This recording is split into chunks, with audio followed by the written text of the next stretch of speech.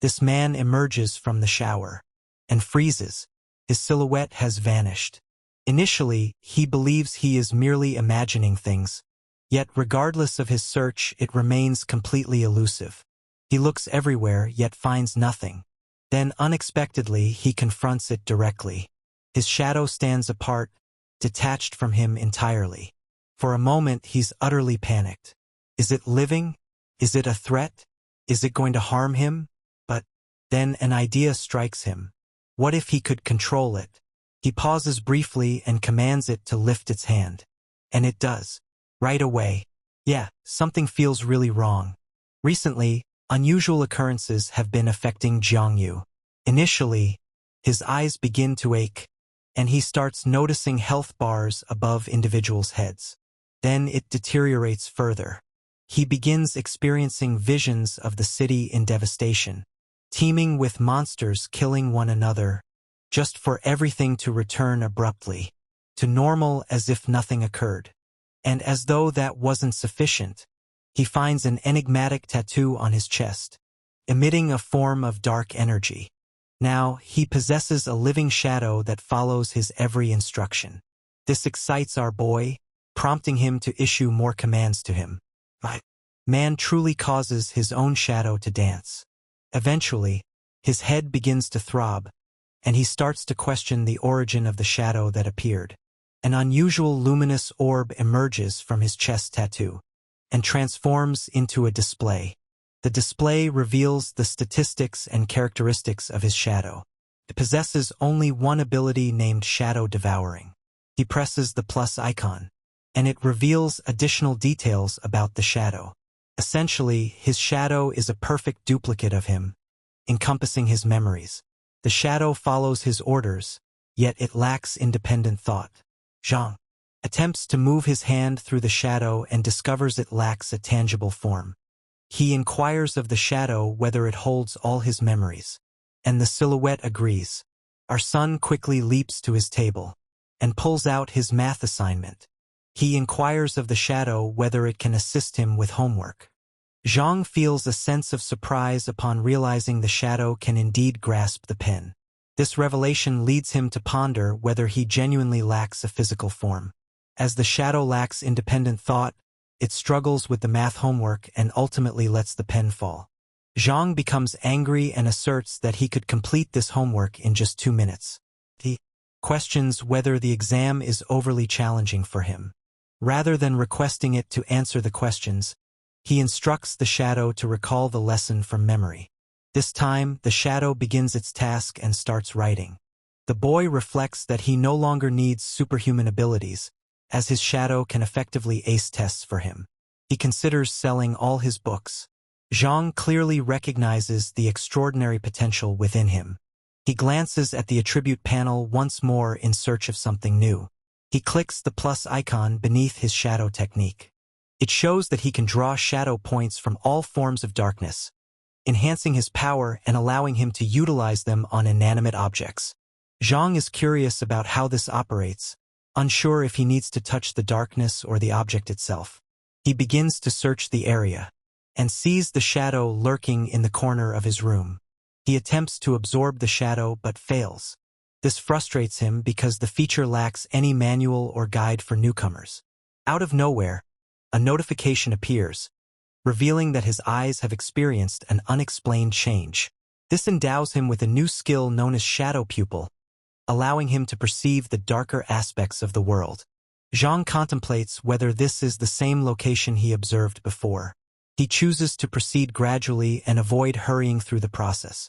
While contemplating his newfound abilities, he glances at his shadow and tells it to quit cheating. Instead, he commands the shadow to perform a set of push-ups. The shadow rises and begins to vanish into the earth. Jang feels anxious as he questions the disappearance of his shadow. After a brief pause, the shadow emerges from the ground once more and positions itself before him. Jang inquires about its location. The shadow informs him that he resides on the dark side. When he inquires about the shadow's actions, it discloses that it is exercising as he had instructed. Jang contemplates whether practicing on the dark side is more advantageous. He disregards the shadow and allows it to return. Once the shadow departs, he reclines against the table and gets ready to tackle significant tasks. The following morning, we find him dozing at his desk, dreaming of food. He abruptly awakens, feeling pain in his back from sleeping on his stomach, while simultaneously, someone raps on the door. Jang unlocks the door to see his classmate and girlfriend Lu Yaoya. He sees her health bar at 93 and questions why it decreased at this moment. He understands that it's likely due to the pollution, as his shadow returned from the dark side. He inquires why she arrived so early, and she discloses that she learned about his latest drawing. She wishes to view his design collection. Yaoya jumped when Jang shut the door too quickly. She becomes slightly angry with him, yet our boy remains standing there, surprised as he sees fractures on the wall. He can hardly believe his own power. His girlfriend gazes in astonishment and begins to scrutinize his entire physique. Following a complete examination of him, she inquires whether he has been attending the gym regularly.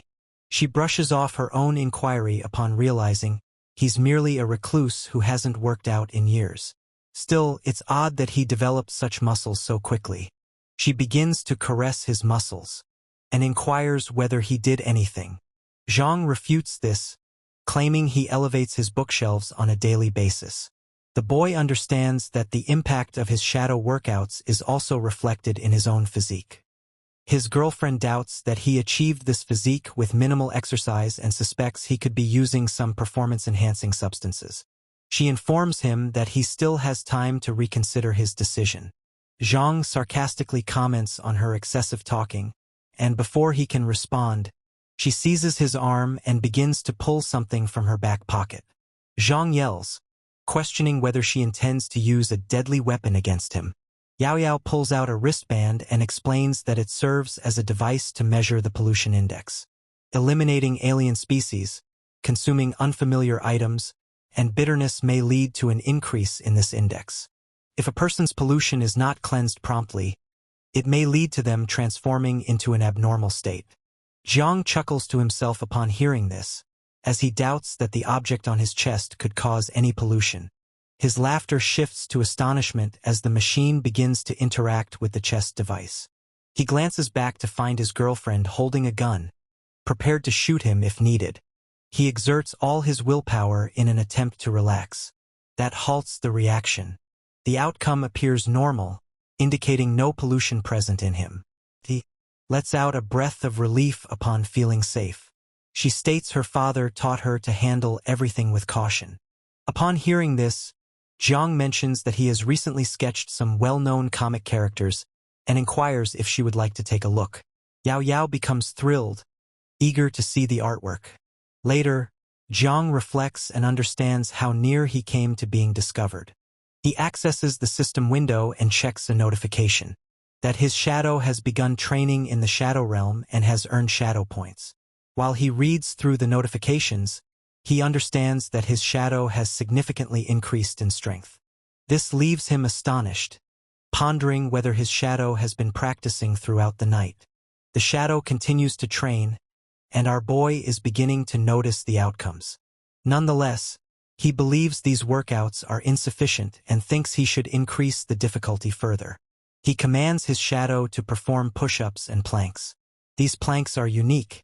He instructs the shadow to do push-ups with 2 fingers on one hand and in a tiger pose. Jang has his shadow engage in martial arts drills and squats. He subsequently raises the challenge of those workouts by adding weighted running and core exercises. At the same time, Yaoya stands outside the protagonist's room, listening to him command his shadow. She believes that Jang is genuinely training and that her concerns are excessive. She feels relieved to discover that there is nothing amiss with Jang. She returns home to enjoy reading comics. The setting transitions to year 99 of the disaster timeline. It's January 20th, marking the first day of shadow acquisition. The shadow continues its training throughout the night, unaware of Jang. Grows more powerful because of his shadow's relentless training. Jang believes it's disgraceful for youths like him to be satisfied with their present circumstances. The following day, he organizes additional training for the shadow, yielding incredible results. He contemplates whether he could defeat Yaoya with one punch, yet he understands that he must put in more effort. His uncle Li, who is part of the night patrol, comes to see him, yet he fails to observe anything out of the ordinary. Uncle Li is aging and has lost an arm. Jang believes he could defeat 3 Uncle Lis and 10 Yaoyaos with just one punch. The following day, he puts in even more effort. He contemplates that he cannot continue living this way and must exert himself to develop exceptional skills. He resolves to push himself harder and harder. On January 24th, he trains his shadow diligently while working. On January 25th, he follows the same routine. His shadow continues to train, and he persists in his work. On January 26th, he decides to start training but quits after completing only 10 push-ups. Yet, he reflects on his progress with the training and ponders how much time it will require for him to achieve 10 points and trigger the shadow possession. He believes that he can progress more quickly by embracing the dark side himself. A dark swirl rises from his feet and gradually brings him in. He disappears onto the ground and moves toward the dark side. He is still in his room, much to his surprise. He questions whether this is the true dark side since it resembles his room perfectly. He ventures outdoors to investigate the dark side.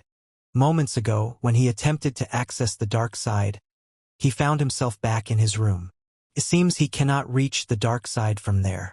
He must venture outside to truly explore it. Consequently, he steps outside. The dark side mirrors the real world perfectly. This infuriates him, and he continues to walk. A noise comes from behind, and he contemplates whether it's someone there to assist him in finding his way around. Yet, an odd being assaults him from the rear. He successfully evades the attack. The being resembles a monster with crimson eyes. It attempts to strike Jang once more, but he continues to evade every assault. The protagonist commands his shadow circle to activate, and leaps into the circle. Fortunately, he leaves the dark realm via the shadow circle and evades that beast. This terrifies him completely. He cannot comprehend why that being suddenly assaulted him out of nowhere. Fortunately, his training over the days has enhanced his flexibility to evade that creature. The protagonist intends to seek revenge on that creature for its attempts on his life. On January 28th, he once more ventures into the darkness and battles the same creature. But this time he is struck. The following day, he enters once more but is unsuccessful in avenging himself, suffering a severe blow to his chest instead. On January 30th, he is struck 3 times, resulting in a 6% HP loss. The protagonist takes a break to heal at home. Yaoya tends to his injuries and inquires if he had an altercation. He replies that these scars are his badges of honor. Yaoya teases him about his scars, suggesting he will grow arrogant as his strength increases. Jang dismisses her and asks about the forthcoming martial arts examination. With the test only a month away, he is eager to learn about Lu's strategy. It appears she has overlooked it. In this unfortunate year, many sectors have declined in popularity, particularly the cultural and artistic fields. Those involved in the arts have fallen to society's lowest ranks. Interest in entertainment has waned, with people now focusing more on national issues. Night guards have garnered significant interest and emerged as prominent figures. Individuals aiming to become night guards must successfully complete a state-administered martial arts examination. Those who pass this test go on to lead a unique lifestyle. Yaoya discloses her reluctance to take part in the martial arts exam. To Jang's astonishment, she genuinely wishes to join the exam to explore her interest in music. Xiang urges her to pursue music, though he doubts her father's approval. Her father is a high-ranking official in the night patrol department, holding a position comparable to a second-generation employee who bypasses the civil service exam to work independently. Yaoya feels unconcerned about her father's stance on her aspirations. She is truly apprehensive about the new regulation stating that everyone must take the martial arts exam and submit their applications this year. Jang appears unfazed since the authorities disregard their preferences. They have permitted students with mediocre qualifications to submit applications for the general examination. Yaoya informs him that the demands of the night patrol have intensified. Unless something unexpected occurs, she will certainly take the martial arts exam. Jang reflects on the instrument Lu brought to the previous test. He also remembers the numerous nuances on test day that made it impossible for him to conceal himself. Nevertheless, he remains optimistic that his small guide won't land him in the unfavorable groups. He looks at Yaoya and inquires whether the reagent she provided previously could help in preventing alien species. Yaoya doubts its effectiveness, stating that the tool is solely for detecting aliens and supernatural entities. She suggests that if he comes across a truly distinct type of alien, he should flee quickly and make an emergency call before it's too late. Jang is eager to learn more about this unusual alien, but Yaoya shifts the conversation to another subject. She tells him that his wounds have healed and she will return shortly.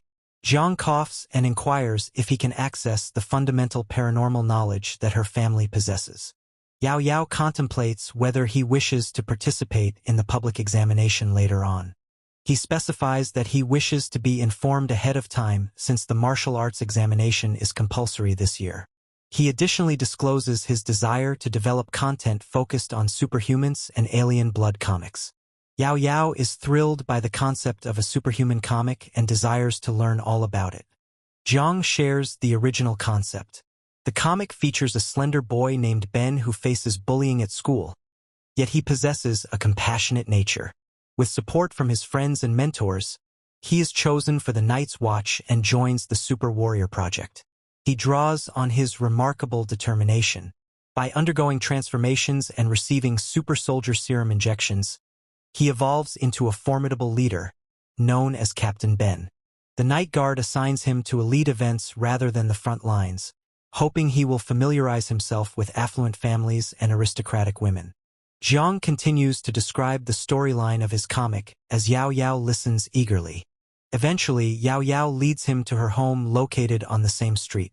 Upon entering her room, she instructs Jang to hold on while she heads to her dad's room to retrieve the materials. As she walks away, Jang halts her, having discovered a comic centered on sibling affection. She informs him that it doesn't belong to her. Her friend left it behind. She leaves and warns him against touching her belongings. After she departs, Jang reflects on how she remains exactly the same. She has a passion for music and refuses to part with her childhood instruments. He remembers how she would insist he listen to her songs, regardless of his lack of interest in them. He plays one of her recordings and remembers their early years. Yaoya walks in and inquires whether he has begun to appreciate music. The protagonist reflects on childhood memories, recalling how he didn't even identify musical instruments back then. He dismisses her comments and discovers a VR device. He puts it on and plunges into the chasm. To him, the virtual reality appears authentic. The mysterious realm is rife with dangers and taboos that can lead to catastrophe. The extraterrestrials originate from this enigmatic location and perpetually wreak havoc on the actual world. Jang ponders whether these species are the same ones he observed in the hospital. Between reality and the abyss lies a shadow known as the dark side of the world. This dark side is, in fact, an extension of the real world. Prior to the fissures appearing in the abyss, extraterrestrial beings had permeated the world via this shadowy layer. The Night Guardians manage their entrances and exits, yet someone has still managed to evade their watchful net. Every 2 months, the shadow layer is refreshed to reflect their current observations. During this period, the population of alien species rises significantly, making it essential to eradicate them promptly. Given that the shadow class significantly diminishes human combat capabilities, it is advised that individuals above the 4th level refrain from entering. The visibility in the shadow layer spans 3 to 5 meters, expanding as strength increases. This layer is heavily contaminated, and prolonged exposure can transform humans into bizarre entities. Nonetheless, Jang questions why Chia In-yong experienced no discomfort upon entering. The protagonist observes numerous extraterrestrial beings via the VR device and feels uneasy. He now realizes that to confront the alien species, one must harness a power strong enough to match them. To combat them, one must be exceptional. He perceives a figure and questions whether he is the remarkable one. Uncertain, he wonders if he can transform into someone like that after succeeding in the martial arts exam. The remarkable individuals are mainly extraterrestrials inhabiting human forms. Their mission involves combating pollution and other aliens. Upon their death, a significant chance of heterogeneity arises. Thus, these remarkable entities must deplete their energy prior to passing away, or they can transform into lethal monstrous beings. Jang feels inundated by the information and retrieves the device. He informs Yaoya that the data is quite comprehensive but outdated. He requests a back massage from her, and she becomes upset by his demand. He offers her 3 unique Ultra HD drawings as a bribe. She consents and begins massaging him. She notices his shoulders are firm. Jang clarifies that his neck has grown muscular due to his workout routine. She asks him if he works on his abs too. He realizes she wants to feel his abs and permits her to do it. As she touches his abs, her father walks in and sees the situation unfold. They all eat together. Tension simmers between Jang and Uncle Lu at the table. Yaoya informs her father that he is mistaken. Lu is skeptical because he has witnessed them together firsthand. Yaoya is at a loss for words, so she yells at Jang, urging him to respond. The protagonist feels uncertain but ultimately confesses to her father that he is to blame. Jang acknowledges this and tells Lu he is free to act as he wishes.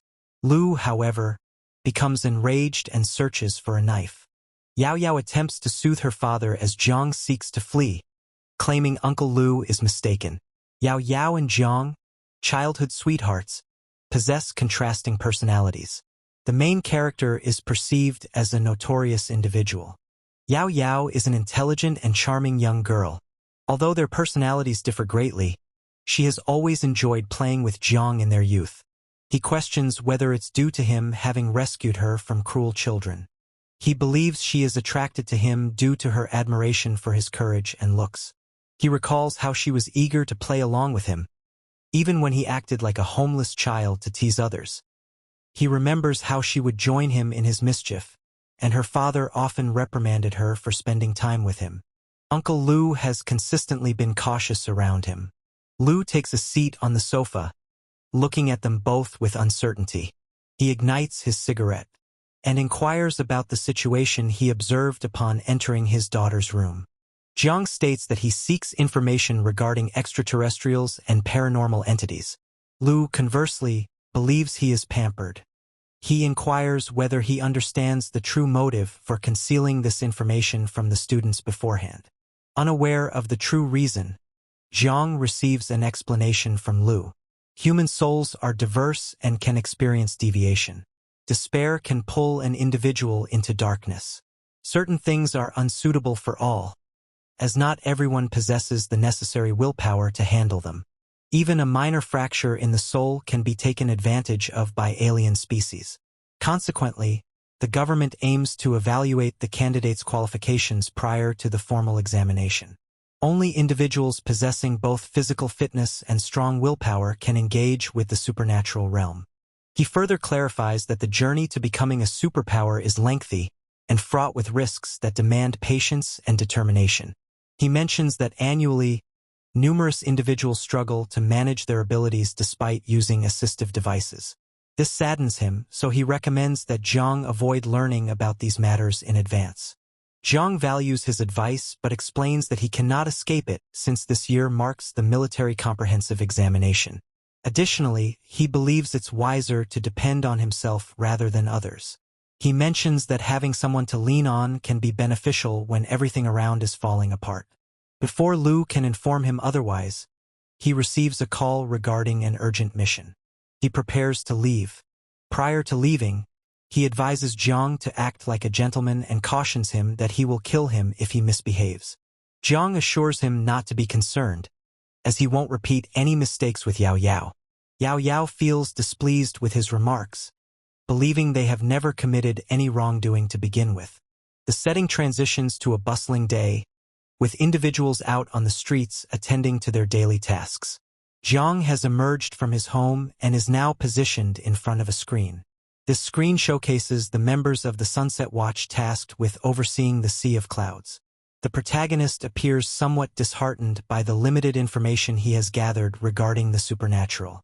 As he shops for groceries, he reflects inwardly that he won't have access to the information again since Uncle Lu will conceal it. In the meantime, he receives a call from Yaoya asking him to pick up milk and eggs. Jang responds playfully, suggesting she should explicitly mention if she requires pads. He takes her pads and steps outside. As he heads home, he reflects on his forthcoming test and the impact of his shadows training. The shadow workouts prove beneficial, yet they alone won't suffice. Consequently, he opts to incorporate additional practical exercises. He has often encountered ads promoting resistance against the aliens. Furthermore, this year there will be an increased number of students participating in the martial arts exam. He gazes at the gloomy sky and senses that something truly terrible is about to occur in this world shortly. He understands that it's wiser to avoid thinking about this for now and concentrate on growing through battles with the alien races. He glances around to ensure that no one is observing him. Upon confirmation, he steps into the darkness. Upon entering, he becomes aware that a person with 14% HP is approaching him. As he approaches the main character, he identifies him. The young boy, who resides on the same street as Jang, is gravely injured and on the brink of death. Jang inquires about his involvement with the dark side. But before he can respond, he collapses onto the ground. Before long, the terrifying beast emerges from behind the boy. It is the very creature Jang seeks vengeance against. Jang notices a young boy and girl cowering from this monster. He realizes that this creature is responsible for the boy's diminished health points. The discovery infuriates Jang, prompting him to prepare for battle against the monster.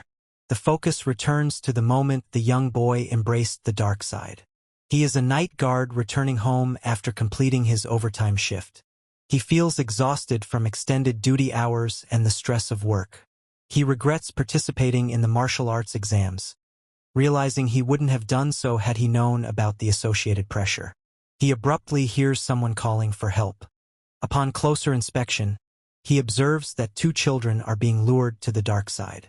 The young boy ponders whether an extraterrestrial race is luring individuals to the dark side. However, according to reports, alien species only arrive on this planet to cause chaos. He has never encountered any instance of people being attracted to the dark side. The children continue to scream while being pulled into the dark vortex. The young boy promises to rescue both of them and dashes in their direction. He grasps their hands as the darkness envelopes them completely. The swirling darkness propels them to the opposite side. The children are confused about their location and begin to cry. The young boy comes to the grim realization that he has succumbed to the dark side while being off duty. Without his weapons or pollution control gear, he feels certain that today will be the day he meets his end. Before he could act, he comes across a terrifying alien. The children become frightened, and he confronts the beast. Unexpectedly, it vanishes, yet the young boy understands that returning is not an option for him. He surveys the area and realizes it is filled with numerous alien species. Those aliens could strike at any moment. The combat techniques he acquired during the martial arts test. Most troubling is that he is accompanied by two small children in this bleak world who rely on him for their existence. They are both in tears. The boy can only transmit distress signals via his wristband and await assistance. He transmits the signal and takes off his band. The band can assist the two children in combating pollution for a short time. He believes there's no reason to keep the band for himself, so he hands it to the kids. The young boy inquires about their chances of survival, and he assures him that they will definitely make it. He suggests finding a secure hiding spot while he confronts the creature first. The young boy remembers passing the military strength exam at the age of 18. He succeeded and joined the prestigious powers department at the university. He recalls putting in significant effort on his fundamentals during his initial university year, aspiring to become a fighter someday. The boy remembers the day he triumphed over an unclassified alien in his second year at university. However, He quickly understands that in the realm of superpowers, innate abilities outweigh the significance of hard work. The young boy had faith in destiny. Despite his efforts, he ultimately could not exceed his boundaries. He had to resign from the military forces department and take on the role of a standard employee within the Night's Watch. The boy snaps back to reality and notices the monster drawing closer to him. It is a four-dimensional mid-range and first-class hybrid creature. The creature assaults him, yet he manages to strike back. The boy finds the attack somewhat reminiscent. At that moment, the monster surprises him and launches an attack. The boy might have dodged the attack, but his body couldn't match the speed of his mind. The creature strikes once more. The boy evades the strike and attempts to flee. His body feels weighted down, as if a multitude of needles are stabbing him. Thus, he must complete the creature before the contamination can endanger him. He gets ready to strike the monster, and employs his shadow ability of blindness to strike. The young boy's assault causes the creature to tumble down. Nonetheless, the boy begins to bleed as the pollution worsens. Each time he employs his superpowers, the pollution escalates. Individuals like him, with fragile willpower and limited skills, cannot wield supernatural abilities repeatedly. Fortunately, the boy has only activated his power a handful of times since transitioning to civilian life. The creature is poised to strike, and he is determined to battle until the very end. The creature assaults him with complete power, and he collapses onto the ground. He coughs up blood, astonished by how swiftly his adversary has adapted to his strengths. The creature, being of an average-class species, could have been effortlessly defeated by any university student from the martial arts department. He questions whether his struggle against it stems from his own lack of talent. He understands that victory is impossible, yet as a night patrol, he is determined to persist until the very end. His sole option is to buy time while awaiting the arrival of assistance. As he gazes at the frightened child, the creature strikes him. He collapses back to the ground once more, and at this moment he senses that he might die. He remembers seeing the death of a beloved family member when he was 15. They were all killed by the alien race. This experience motivated him to enlist in the military at 18. He also recollects that at 20, he had to exit the combat division after completing his second year. He later became a trainee with the night police at 21 and transitioned to a full-time role. It has now been 4 years since he started with the night police. Despite the obstacles, he views his life as typical in this world. For 4 years, humans and alien species have been at war. Yet the reality has not been as serene as portrayed. They have longed to flee from the truth, but the dark clouds make it impossible to ignore. The young child believes that death is a typical condition for individuals possessing superpowers. However, he isn't ready to surrender because he must safeguard the children. He consumes a blue tablet and rises with a fresh wave of strength. He prepares for another encounter with the extraterrestrial. The young boy takes charge and relentlessly assaults the monster. The extraterrestrial creature is unable to guard against consecutive strikes. The boy remains optimistic that he can defeat the alien if he perseveres a bit longer. Ultimately, the pollution ends up affecting him, and the extraterrestrial assaults him. He is unable to endure the assault and falls to the ground. Blood begins to flow from his head, and he envisions his demise. He understands that his powers alone cannot defeat the creature. He feels powerless, unable to succeed even with medication. He realizes his mundane, ordinary life is nearing its conclusion. Just as he is about to surrender, he hears Jang's voice. He questions whether he is a night watchman, yet his voice sounds too youthful, making him appear unlike a watchman. He is astonished to find a regular human on the dark side, as it seems extremely improbable. Jang walks over and grips his shoulders. He instructs him to recline and assures him that he will handle everything.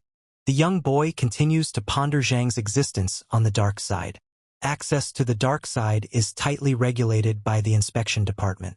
He questions whether Jang might be the enigmatic figure residing in that shadowy realm. At the same time, the alien assaults Jang, and he glides off. The boy understands that he is very weak. The extraterrestrial creature attempts to assault the boy.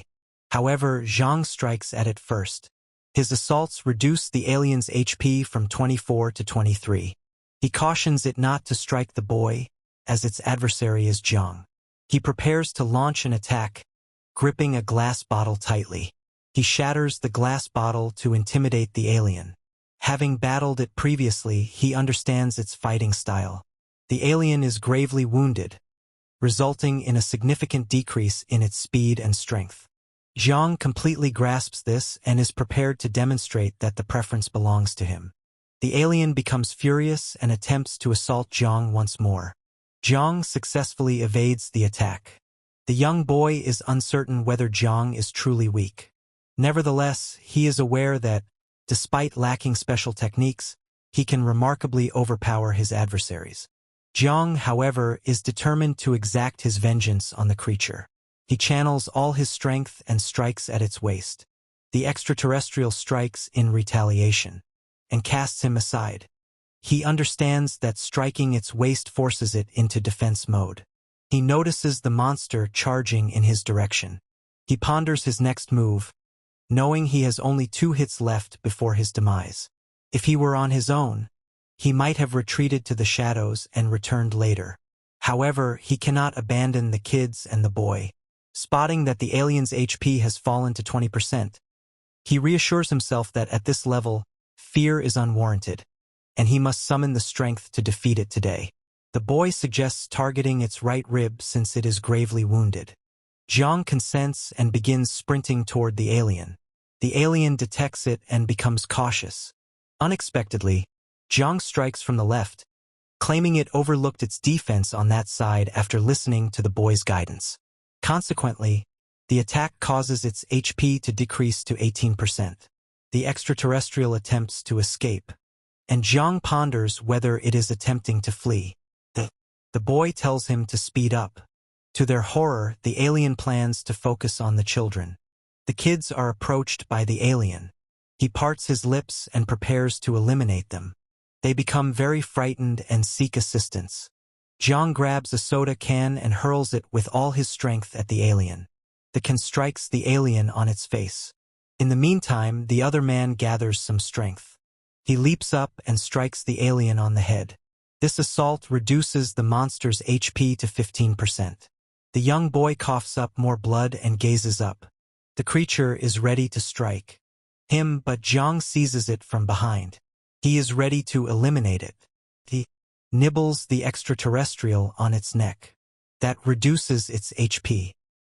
He tugs at its fur and mocks it, insisting that it continue barking. Its HP decreases to 11%.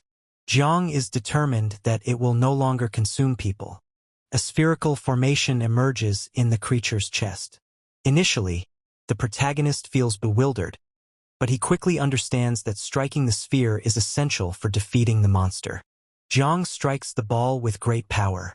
A massive explosion occurs, resulting in the alien's demise. Its body disappears along with the dark energy, erasing all the chaos it caused. Jang begins to bleed, yet he rises with relief. He notices that the other man is bleeding too and is seated on the ground alongside the children. Jang feels satisfied that he has finally achieved his revenge. Abruptly, his sight begins to fade, plunging him into total darkness. Jang is caught in a tumultuous world. Injured individuals and corpses are scattered everywhere. The area is engulfed in flames and he questions whether this is the meeting spot. He is unsure of how he arrived. He is encircled by numerous aliens poised to launch an assault against him. They all strike him simultaneously, and he yells. The sun shines brightly, yet it's the world's shadowed side. Some individuals are rejoicing in the light while others cry out from the darkness. Conflict rages on, and lives are lost. Some are aware, while others remain oblivious to the profound tragedy unfolding. Jang abruptly regains his sight and hears the young boy inquiring whether he is alive or not. Jang verifies his survival and feels a sense of relief that what he experienced before was merely a dream. He recalls nothing after he eliminated the alien. He feels its form and understands that it's an alien that consumes shades. The young boy inquires if he is okay since he remains silent. Before he can respond, he understands that the boy's situation is quite severe. Based on his blood volume standard, he remains salvageable since he still possesses 10% HP. According to the standard HP system, individuals with 10% HP are deemed close to death, with only a slim possibility of survival. The boy asks Jang to assist him in leaning against the wall. They sit down, resting against the wall. The boy inquires of Jang whether he is a night watch. The protagonist is taken aback that the boy fails to recognize him, even though they reside in the same building. He speculates that the boy may not have encountered him frequently enough, leading to his lack of recognition. Jang responds by stating he is not part of the night patrol. The boy then comments that given how he struggles to eliminate that first-order alien species, he certainly cannot be a night patrolman. He chuckles and remarks that not every night patroller is tough. Jang ponders whether that guy is unaware of how to express gratitude, having just rescued him from danger. The boy smiles and informs the main character that he performed excellently. He continues to tease Jang, saying he's never witnessed anyone use a soy sauce bottle to fend off an alien. He persists with the jokes, coughing intermittently. Jang is puzzled by his upbeat mood despite his injuries. He also questions whether all night guards consistently maintain such a positive attitude. The man inquires about Jang's age and university. Jang reveals that he attends North Metro Academy and has recently begun his sophomore year. He fabricates this information, as he prefers to keep his personal details private from others. It turns out the other individual is also enrolled at the same university, prompting him to inquire about Jang's department. Jang appears puzzled, leading the guy to decide against further questions. However, shortly after, he informs Jang that he believes he ought to be in the martial arts department, as those from liberal arts cannot handle the first-level monster. He continues speaking and requests a cigarette from Jang. Jang lacks it, so he provides biscuits instead. The man accepts it and accuses Jang of being cheap. The protagonist explains that he had many, but they were destroyed in the battle and are now scattered everywhere. He offers to share some with the man if he's interested. The man declines, stating he won't eat them from the ground. Moments later, he inquires of Jang whether this is his first solo battle against an alien. Chin confirms that he is indeed correct. The man admits to feeling envious of the martial arts department, the exams, and the combat department, viewing them as fortunate. Jang advises him to conserve his energy and refrain from speaking since he needs to wait for the rescue team. The man responds that he simply desires someone to engage in conversation with. He continues by stating that the determination of ordinary people like him is quite feeble. Regardless of their strength, their spirits are fragile. They struggle to withstand the pollution for an extended period. Jang inquires whether he feels any regrets about pursuing the martial arts path. The man tightens his fist, showing deep regret for his actions. He is an office worker who passes time by fishing at work and chatting with girls when idle. Additionally, he trains new night patrolmen, and that's about it. He feels as though he's caught in a whirlpool with no escape in sight. He coughs once more, and Jang advises him to take it easy. Otherwise, he won't manage to pull through. He informs him that he sent the rescue signal quite some time ago, and the rescue team ought to have arrived by this point. He is concerned about the children who are currently lying on the ground. Jang rises, but the man cautions him about other alien species that could strike. He notes that the protagonist won't always be able to evade them with his abilities. He urges Jang to sit and converse with him until the rescue team makes its arrival. Jang remains and hears the man recount his history, sharing tales of his bravery and fearlessness. The man grins and advises Jang that should he return to university, he ought to extend his apologies to the head of the Supernatural Technologies Department. He feels the need to apologize for failing to meet expectations, as he couldn't even defeat a first-class monster. He also requests that he express gratitude to Deputy Director Huang from the Academy of Supernatural Literature for her support. He confesses that her suggestion to avoid arrogance in class is quite humiliating, as she frequently emphasizes the importance of passing the torch and ensuring the survival of humanity. Jang playfully suggests he should wait until he retrieves a notebook or return later to clarify everything himself. The man exhales deeply, expressing that he has held onto these thoughts for ages and simply desires someone to converse with. He states that revisiting Northern Watch Academy would be a pleasant experience. He inquires whether Jang has any more of those cookies available, as he appears to enjoy them greatly. Jang remarks that his preferences are quite unusual, and in addition, spicy stick-flavored cookies are nowhere to be found globally. The man just smiles and advises him to let it go. Abruptly, the atmosphere becomes dense with energy and the man announces that the night patrol is here. Jang feels a sense of relief, knowing they can assist him. He grabs his package and gets ready to depart. When the man inquires if he wishes to accompany him, Jang refuses, stating he will arrive by himself. The man grins and hopes he has a safe trip. Jang expresses gratitude and begins to leave. However, just as he is about to depart, he glances back to notice the night patrol officers nearing him. The officers inform him that they have located a night patrol member along with 2 children. They monitor his vital signs. His blood level remains at 10%.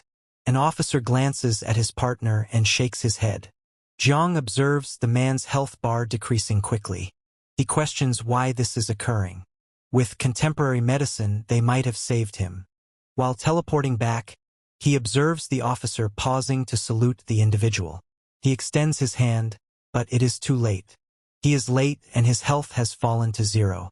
Nonetheless, the man has a smile on his face. Jang shouts, requesting that they pause. However, he has already returned to the street. Bystanders are confused about the event. Some believe the man is merely a performer. A display shows a transmission from the night patrol, urging certain individuals to persist, even in their last moments. If they become aware that their survival odds are slim, they need to consume the pill with caution, fully aware of the dangers involved. The likelihood of fatality after ingestion is 90%. Even if they manage to survive, their life expectancy will be greatly diminished. This pill, known as Compound No-3, is the same one used by that individual to defeat the monster and rescue the children. The transmission emphasizes the need to honor those who have perished and to persist until all dangers are removed. They must oversee the skies and ground, safeguarding everyone around the clock while aspiring for a brighter future. The night patrol confronts the mysterious and battles the inexplicable. Later, our boy takes the elevator, still in bloody clothes, and questions whether that man truly passed away. He continued to joke while speaking. Ultimately, all he desired was a companion to converse with before his death. No flowers, no cheers. He just faded away like an everyday individual. Jang reflects that no matter how average he may seem, he will forever cherish the memory of him. Feeling drained, he opts for a shower before heading directly to bed. In the reflection, he notices his health bar reads 55%, yet he struggles to remain upright. This surprises him slightly, as he believed his health was only at 20%. He recalls the man being at 10%, yet he continued to behave as if nothing was wrong. It appears that merely training the body isn't sufficient. Willpower is equally crucial. Abruptly, a booming voice breaks his concentration. His girlfriend, relaxing on the couch, inquires about the eggs. The phone is malfunctioning and she can't reach anyone, so she wonders if he remembered to bring the eggs she requested. Jang looks away to conceal his stained clothes and notes that New Year is approaching. Consequently, shops are filled with long queues as people wait for hours. He inquires about how she entered his home. She informs him that he gets takeout daily, prompting Uncle Lee to request she look after him. He was the one who provided her with the key. She observes his blood-stained clothing and inquires about the situation. Did he get into a fight? Jang emphasizes that it's late and urges her to head home before Uncle Lee misinterprets the situation once more. But she takes hold of his arm, forcing him to face her. He attempts to dismiss her, claiming he's merely hungry and wants to prepare instant noodles. She gasps as she notices his wounds through the holes in his clothes. She inquires about the severity of his injuries. Jang grows anxious and clumsily admits he forgot to get eggs. He recounts that while heading home, he witnessed a robbery and intervened to confront the assailant. He notes that he dealt a significant beating to the attacker, so she shouldn't feel pity for him. When the police came, they discovered the assailant in such a horrific condition that he was hardly recognizable as a person. His girlfriend appears skeptical, prompting him to showcase his incredible reaction speed by shadow boxing in front of her. He keeps talking, claiming he defeated the guy so thoroughly that even the man's mother wouldn't be able to identify him anymore. While speaking, Yaoya softly brushes her fingers over the scars on his face. He spirals into despair as he understands that she would never accept any of his words as truth. Yaoya inquires whether it hurts. Jang merely exhales and expresses his desire to sleep. She argues they must inform Uncle Lee about everything since he was involved in a confrontation at night. Jang hastily offers excuses, asserting it wasn't a fight and that he was simply being righteous, but she remains unconvinced. Overcome by fatigue, Jang collapses onto the floor, conceding that he lacks the strength to continue. Yao scowls, insisting he must visit the hospital, yet he dismisses her concern. He reassures her that he has all he requires at home and even asserts that his medication surpasses anything available at a hospital. She arches an eyebrow at him and inquires if he merely wants her to administer the medicine. With a grin, he refers to her as Dr. Lu and requests her to tend to his wounds. As she begins, he yells out in agony, imploring her to provide him with medicine rather than swathing him like a mummy. Irritated, she hits his shoulder and inquires if he intends to repeat this. He swiftly assures her it won't occur again, yet declines to make a vow. Yaoya tightens her fist, warning him, but Jang chuckles nervously and remarks that conflict is just part of being human. He assures her that if it matters so much, he will just observe and not intervene. Upon hearing this, she gets ready to hit him and questions his previous statement. He reiterates his commitment to avoid trouble and just observe from the sidelines next time. With that, Yaoya starts to walk away. Jang calls out, proposing she spend the night, mentioning that he has a spacious bed. She protrudes her tongue, glances at him and shuts the door forcefully. Reclining, he attempts to relax. Yet he remains preoccupied with the man he encountered in the shadow world. The individual urges him to relay his message to protect the Northern Watch Academy. Following a brief pause, Jang stands up in surprise, suddenly aware that he never even inquired about the man's name.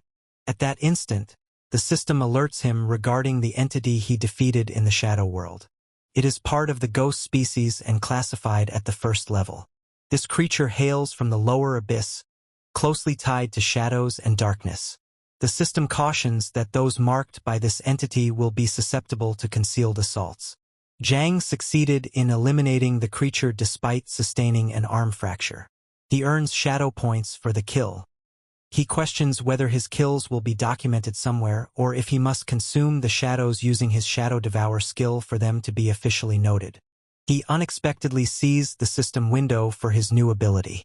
The system reveals that his newly acquired ability, Shadow Assault, is an undetectable strike that foes cannot sense, with the initial blow inflicting massive damage.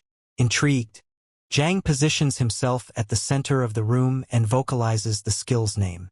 Yet nothing occurs. He scowls, contemplating whether the system is malfunctioning or if he just requires a target. Regardless, he chooses to try it out later. Accessing his stats window, he reviews his details. His name is Jang, his attribute is Shadow, and he has gathered 14 shadow points. He has now attained the Rogue class, which focuses on stealthy attacks. His skills comprise Shadow Devour, Shadow Eyes, and Shadow Form. Jang examines the descriptions for everything and ponders how the system was able to generate these game lines. At that moment, the system notifies him that his shadow has changed. He can now completely control it and even fuse with it to form a unique shape. Jang squints, contemplating whether this signifies yet another new ability. The system verifies that the shadow form is now accessible to him. Training in this state will enhance his strength. His aura will merge with the darkness, rendering him almost undetectable. Although he can utilize shadow form beyond the shadow realm, it will deplete his shadow points. This form lacks any critical body parts, meaning that even if he is decapitated, he won't perish. It will merely result in a significant loss of health. Jang is amazed after going through all this. That final ability seems miraculous. However, he notices a catch. If he gets beheaded, he won't die, but his health will plummet to 1%. In other terms, dude, he just got conned. He yells, believing it's preferable to perish immediately rather than face a prolonged demise. Nonetheless, it's a valuable ability, and he chooses to experiment with it. Summoning his shadow, Jang lifts a finger. Immediately, the shadow below him mirrors the motion flawlessly. Jang's hand contacts the shadow, and it quickly envelopes his body, fully consuming him. While he inspects his transformed body, he questions whether this truly belongs to him. Feels strange yet intriguing. Releasing a breath, he abruptly bolts, racing across the room in a flash. His swift motion propels items into the air behind him. He recognizes his newfound speed and experiences a rush of exhilaration. He tests his strength by effortlessly lifting the bed, raising and lowering it smoothly. To test his boundaries, he lifts a 100-kilo hammer and hits himself in the face. The blow has no effect. His body stays unscathed. He chuckles with thrill, recognizing the immense strength of this new form. A shout from downstairs breaks his concentration, demanding that the noise cease. Content with his shadow form, he returns to his usual state. Upon opening the system window, he observes something fascinating. He discovers an option that can be activated. Curiosity piqued, he taps to learn more. The description reveals that he has only gained partial authority in his class and has yet to awaken it. Once activated, this will transform into a class-exclusive ability, inaccessible to others. However, it also notes that there could be potential risks associated with the activation process. Jang pauses. The term risk shows in red, prompting his reevaluation. However, another notification prompts him to remember that risks can create opportunities. After a brief pause, he chooses yes. Once he finalizes his decision, dark matter appears from the system window, and his demeanor changes from assured to frantic.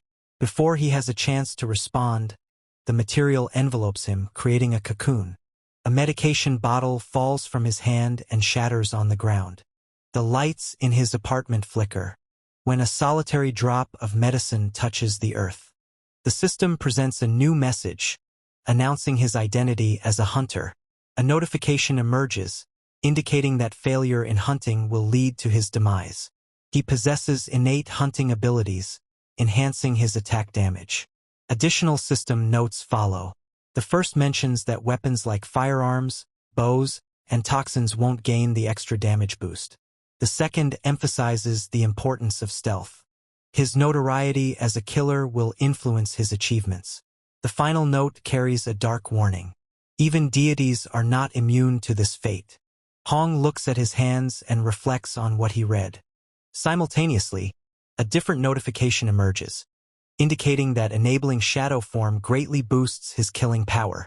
He will need less blood to sustain his power, and when an adversary's health falls sufficiently low, he can perform an immediate decapitation. Once the threshold is met, the target's health bar will turn red, revealing their vulnerable point. By striking this location, he can commence the execution and remove the target. The system elaborates that his decapitation ability is influenced by factors like blood level, strength, and the opponent's skills. This reminds him of his earlier fight. Was this the same ability that triggered when he defeated his last foe? The idea persists as he absorbs the fresh details. With unparalleled damage and execution skills merged, he seems nearly invulnerable. With such powers, success is nearly guaranteed. He raises his hand in triumph, but then something seems wrong. He recalls the system mentioning risks. Jang hastily removes the bandages from his body, anticipating wounds. To his surprise, his skin is perfect. Confusion arises. His injuries ought to remain. Even the most severe cuts have disappeared. Healing this rapidly is impossible for medicine. An understanding emerges within him. His improved recovery is likely connected to his shadow form. The following day, Yaoyao's friend inquires whether she witnessed Jang's altercation and if the rumors are accurate. On the screen, his profile shows a selfie with a caption stating he endured 88 blows in a fight. However, the photo reveals no signs of injury. She mentions that Jang messaged her about confronting human traffickers, brandishing a watermelon knife and battling from one side of the street to the other without flinching. The other friend, still glued to the phone, questions if Jang sustained any injuries and proposes they check on him. Yaoya listens attentively before shaking her head. She clarifies that there's no reason to worry. Jang wasn't involved in any altercation. The only incident he faced yesterday was being pursued by a dog. She believes he is merely attempting to show off to everyone. The trio eventually arrives at his house, and she invites them to enter and see for themselves. While she attempts to open the door, her friends inquire about how she obtained the keys. For a brief moment, she panics and swiftly states that Uncle Lee gifted it to her. She unlocks the door, anticipating his appearance wrapped in bandages. However, she is stunned to discover him on the floor, writhing in agony. She rushes to him and inquires why he took off his bandages. Hong clarifies that he did so because he believed the wound had healed. The friends come to understand that he was genuinely speaking the truth, not boasting. They admire his muscles and begin to touch him. However, Yaoya shoves both of them out and instructs them to wait in the living room. As a result, they are both convinced that Jang and Yaoya are in a relationship. Yaoya begins to apply medicine to the injury, causing Jang to flinch in agony. She tells him to quit complaining because she knows this medicine well, and it doesn't cause pain. Nonetheless, my man pays no attention to her words and keeps gazing at her legs. She realizes this and cautions him that she'll have Xiao Pang apply the medicine instead. Jang swiftly dismisses the idea, claiming the guy is clumsy. She pinches his cheeks a tad too firmly and remarks that Uncle Lee hasn't looked after him in quite a while. She inquires about the events of the day before, doubting the robbery tale he shared with her. He claims to be virtuous and enjoys advocating for justice. Nonetheless, his girlfriend is not prepared to trust any word. He contemplates what to say to her, as killing a mutant in the shadow lair and conversing with a dying night patrol officer seems even more absurd. He brings up her father and inquires if he returned yesterday. She replies that he didn't and questions his reason for asking. Jang lowers his gaze, appearing concerned, and shares that he believes being a night patrol officer is very challenging. They have to work both during the day and at night, which poses risks. Yaoya remains quiet as she listens to this. He gazes at her, contemplating that she's likely anxious about her father. Working as a night patrol officer is far from tranquil. Uncle Lee sacrificed an arm in the line of duty, and the individual he encountered in the shadow lair perished at just 20. Even someone as resilient as her dad has endured significant injuries, indicating that he may not achieve any more advancements in this lifetime. Yaoya gazes at him and inquires whether he plans to participate in the night patrol following the completion of the martial arts exam. He pauses briefly and admits uncertainty. Then, he teasingly inquires if there will be any attractive girls that night, which irritates her. Outside, the two friends attempt to eavesdrop on the conversation. They both ponder what might be happening within. They both finally enter the room. Zhang inquires about their arrival here. They inform him that they were curious about what was happening with him. They reassure them not to be concerned and invite them to take a seat. Once seated, Zhang begins to chatter once more, spinning a fabricated tale. His girlfriend believes he is merely attempting to impress everyone yet again. She informs him that she's heading to the supermarket and inquires whether she should dispose of his clothes because they are ripped. Without glancing at her, he instructs her to discard them and proceeds with his narrative. Yet, he abruptly understands something. He rushes toward Yaoya, urgently asking her to pause, and reveals that he has something else hidden in his clothing. In a disappointing way, a pack of sanitary pads slips from his shirt. Yaoya gazes at it, puzzled, and inquires why he has brought it to this place. Jang anxiously rubs his head and informs her that he picked it up from the supermarket the day before after she mentioned her stomach pain. Meanwhile, one of the friends captures this moment to share with the whole class. Jang offers her the bag and inquires if she requires anything more. In response, she angrily tosses the bag back at him. She tells him that she requires nothing. He pretends to be puzzled and questions her sudden anger. The two friends view this as a typical couple argument and choose to walk away. Once everyone departs, Jang has the opportunity to practice his skills. He instructs his shadow to unite with him and gets ready for an enjoyable workout. Jang is engulfed by a dark material and journeys to the shadow realm through his shadow. Although the area is rife with pollution, he experiences an unexpected sense of ease. It resembles the sensation of someone accustomed to a polluted industrial setting who finally visits expansive, open fields. His health stands at 60%, yet all pain has vanished, and his vitality is on the mend. A vibrant energy flows from him as he readies himself for his workout. He senses boundless strength within. Soon, he starts performing hundreds of push-ups with ease. The system alerts him that his dark shape has entered the shadow layer. He begins accumulating shadow points from these activities, enhancing his strength even more. With every push-up, his body becomes slightly more powerful. He finishes 1,000 push-ups and chooses to head outside. The external environment feels strangely vacant. He reflects that if he possessed this strength in reality, he would attract many followers. He begins performing bar exercises with just one arm. At the Night Patrol Command Center, a significant meeting is about to begin. Executive Lu listens as a man presents a report on fluctuations in darkness. The presenter explains that the variations in darkness are extensive and the oscillations are irregular.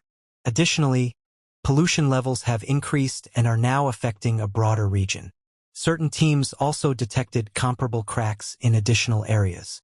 A girl proceeds with the report, noting that this time, the distribution of these fluctuations is more focused in residential zones.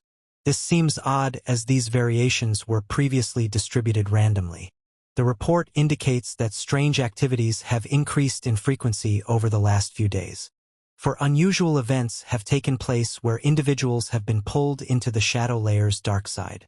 Such occurrences are uncommon, yet it remains uncertain whether they will rise in the future. Abyssal fissures pose a greater threat than the disruptions from the shadow layer. When comparing the beings of the shadow layer to fierce wild animals, the abyssal fissures will prevail since Godzilla can emerge from it as well. Out of the blue, Uncle Lee, who had been seated there, participates in the meeting and remarks that these are merely suspicions, so there is no need for concern. He notes that they have been training for battle for an extended period. Everyone, including Executive Lu, offers him a glare, prompting him to instruct them to proceed with the report. The report continues by addressing the roster of night guards who have tragically lost their lives recently.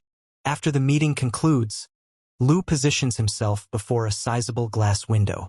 He pulls out his cigarettes and ponders why these strange occurrences consistently take place during the new year. He grabs the cigarette and searches for a lighter.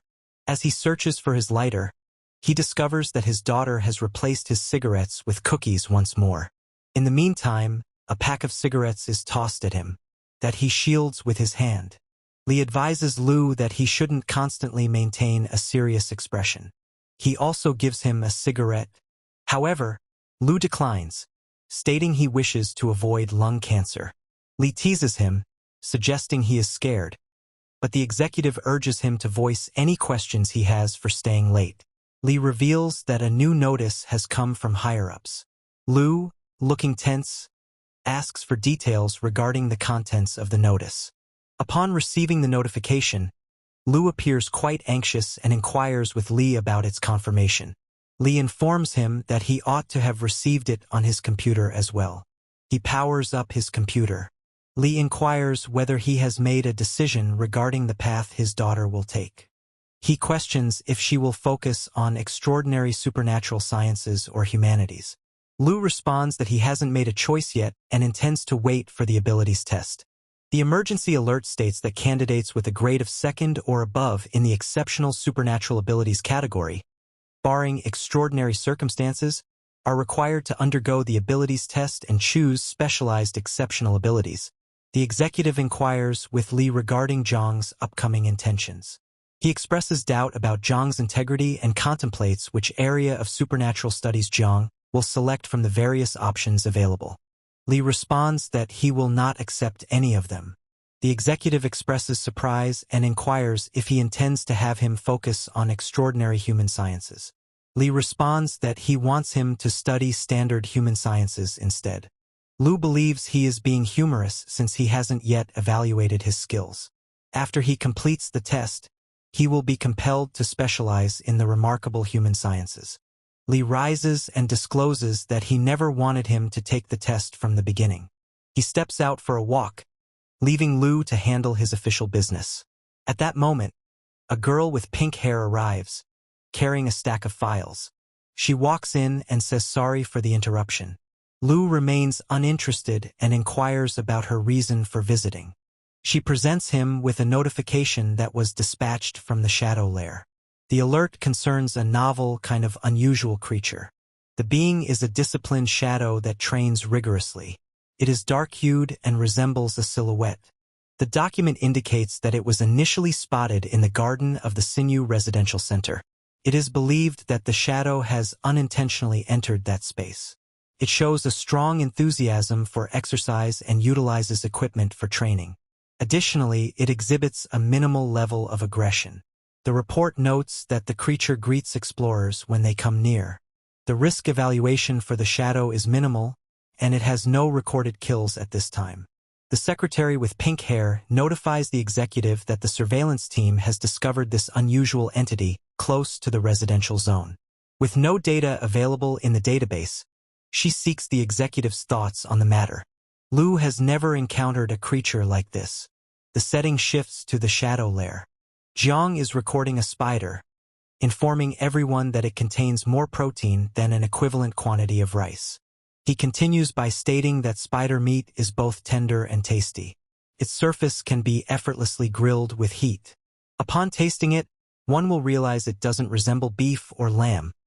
Rather, it has a distinct flavor unique to spider meat. He uploads the video, regretting he was unaware of the interest in glimpses of the shadow lair's landscape. Now that he understands this, he believes it won't be long before he gains fame online.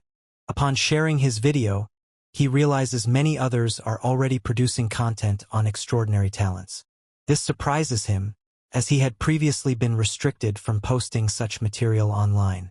At that moment, he gets a notification indicating he must go hunting or face death. Frightened, Jang angrily dismisses the alert. In the meantime, he discovers that he has just 100 hours left to live. He feels nervous knowing he has just 100 hours remaining. Jang is unsure why the system is providing him with this notification. He recalls that unlocking class abilities entails specific dangers, including the potential risk of activating the assassin. He quickly steadies himself and seeks an escape from this challenging predicament. The notification's message informs him that, as a hunter, he must persist in hunting to prolong his life. He understands that remaining mortal is possible if he continues hunting. He learns that even if his physical form vanishes, another type of existence will persist.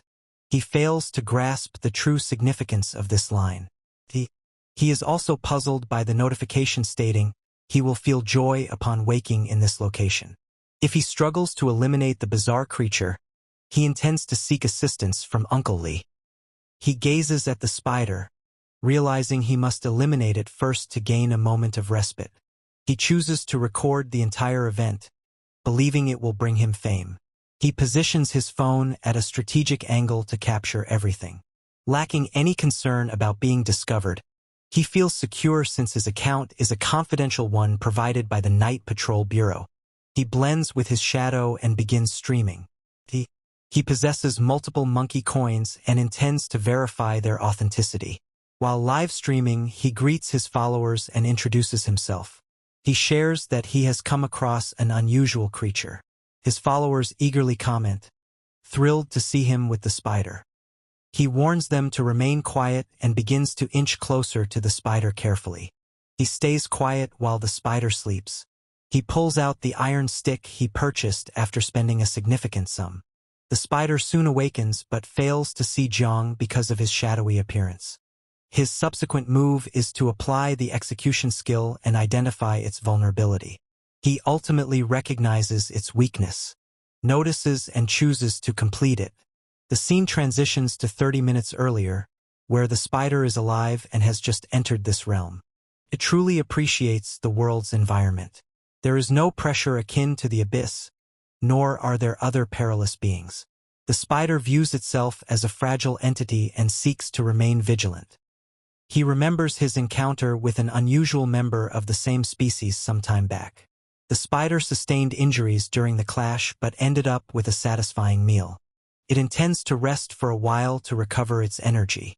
During its slumber, it is interrupted by a boy and learns of his intention to strike. However, the odd part is that it is unable to see the boy. It alters its resting location since this area is dangerous.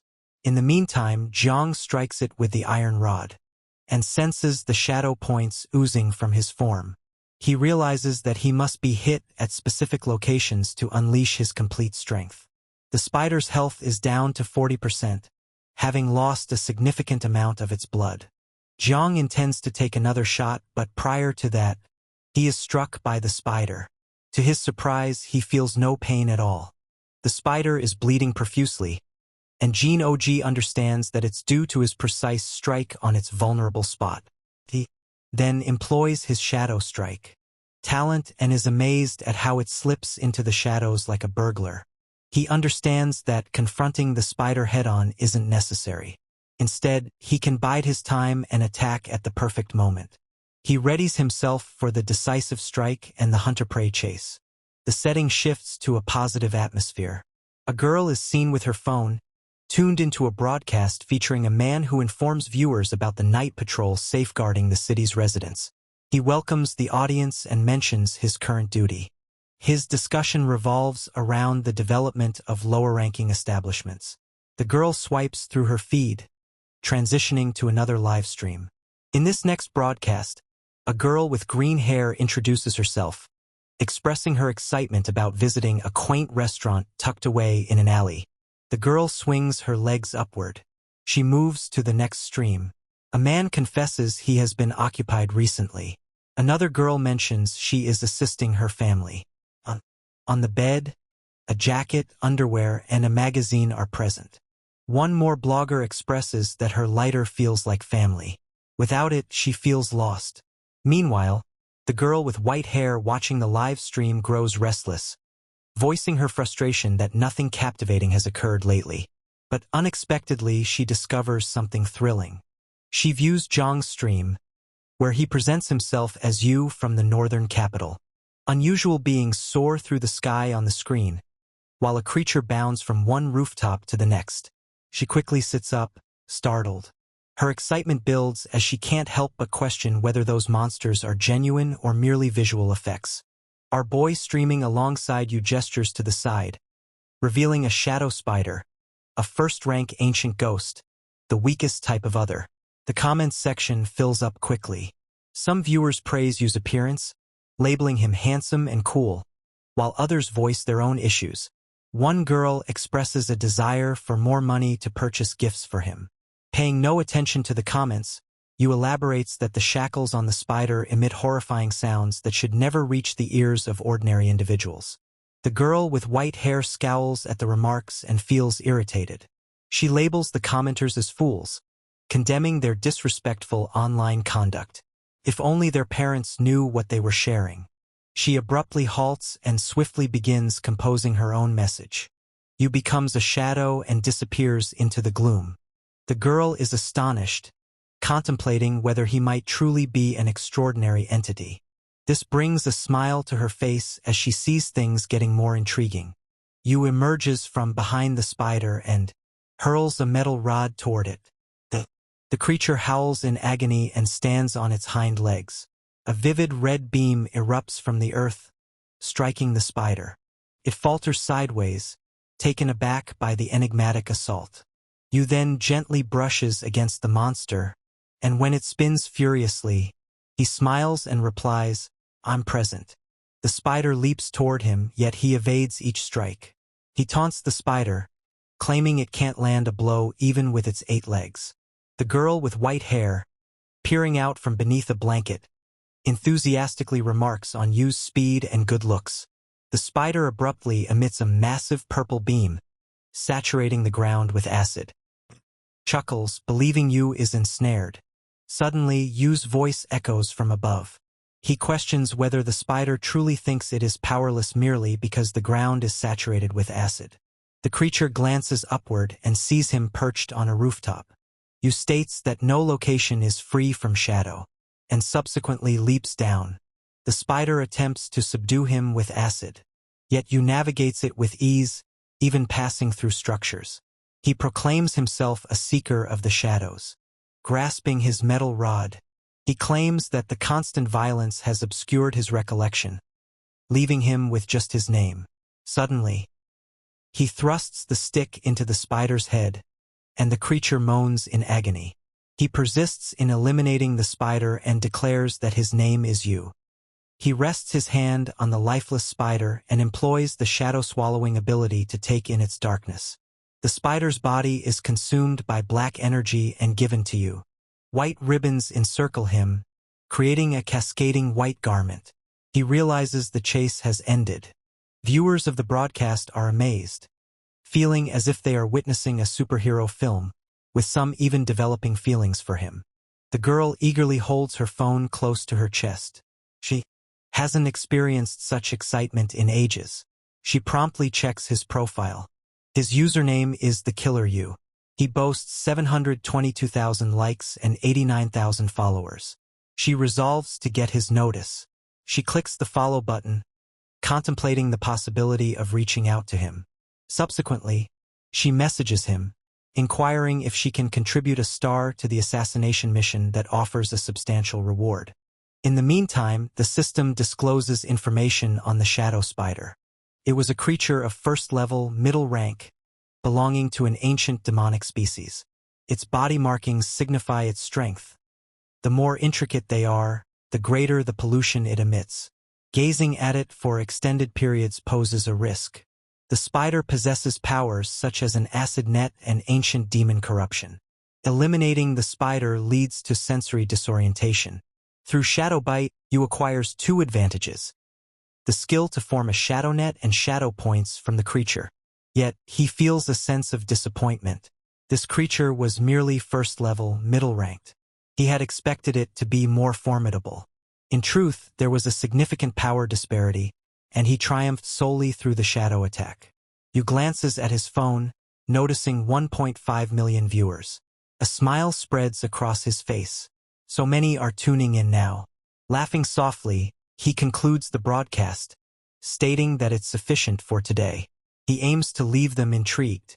Out of nowhere, a dark thread encircles his arm. Bewildered, he understands it's the shadow net power. He tests it by firing the net at a structure and is raised into the sky. Initially, he feels panic, but soon he bursts into laughter. He has transformed into Spider-Man, yet his thrill is fleeting. He collides with a wall and tumbles down.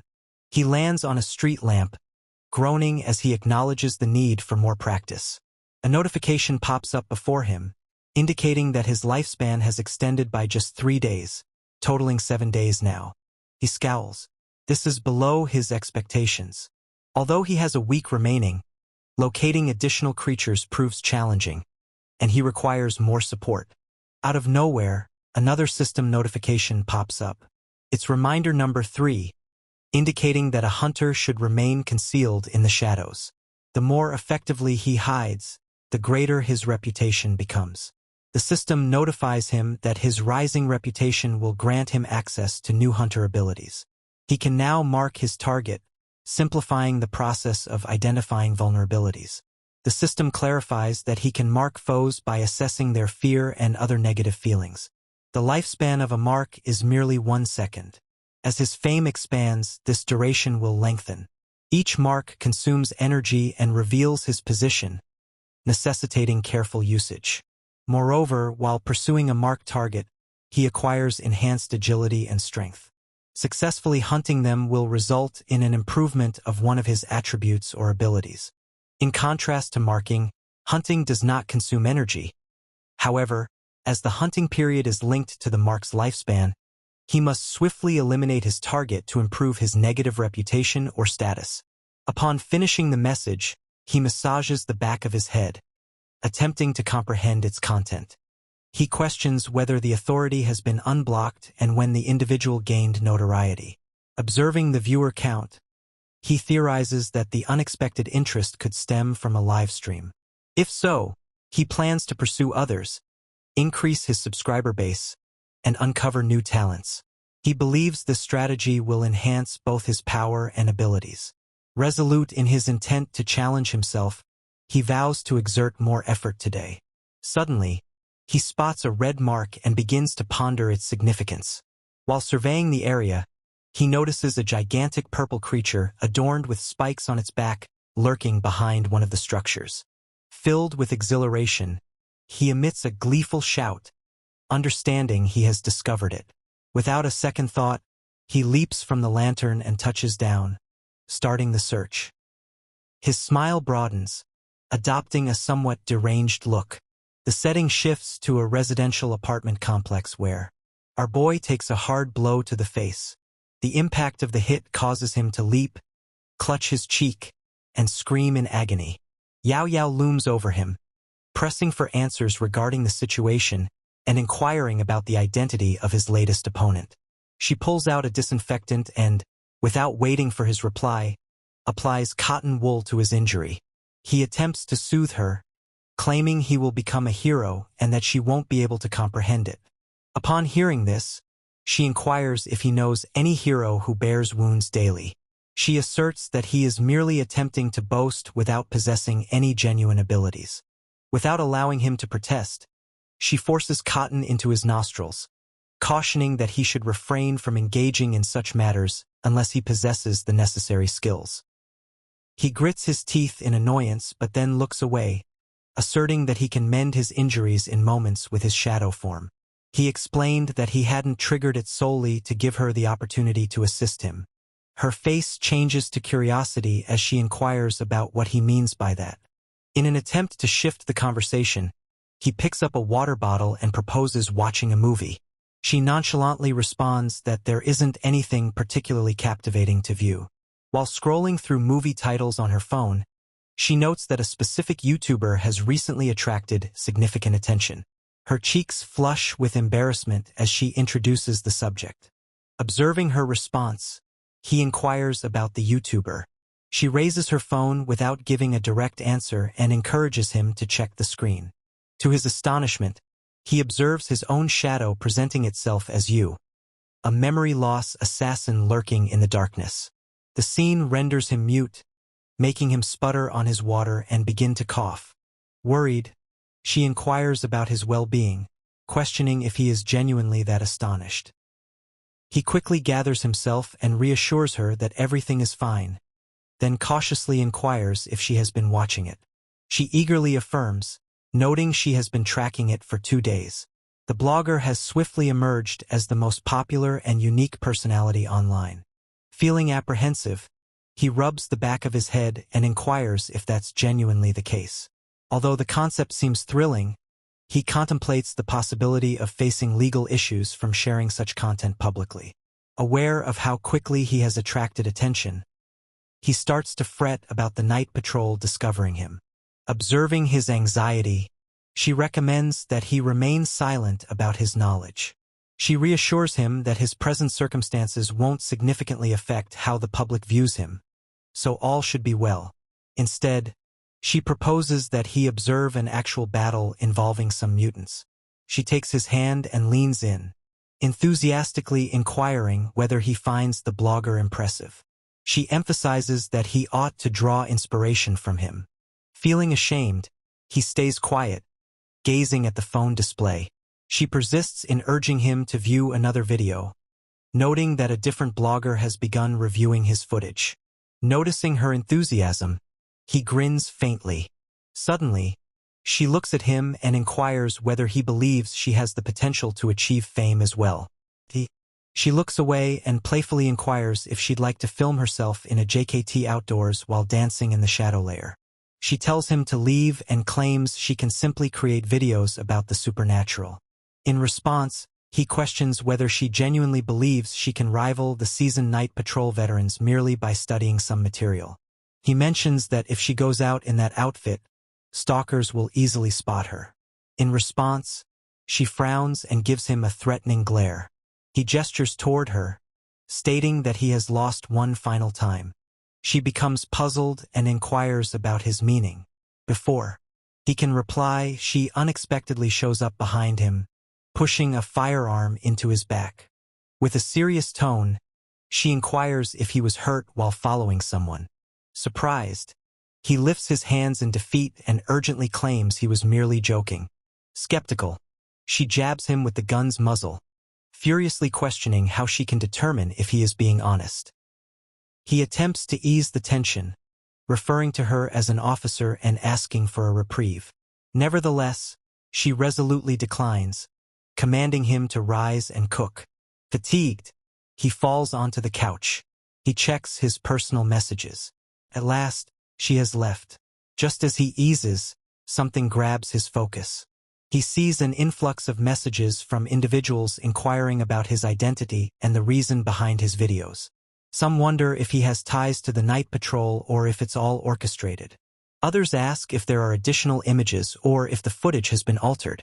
Among the numerous messages, he sees individuals referencing him, claiming that someone has just revealed something about him.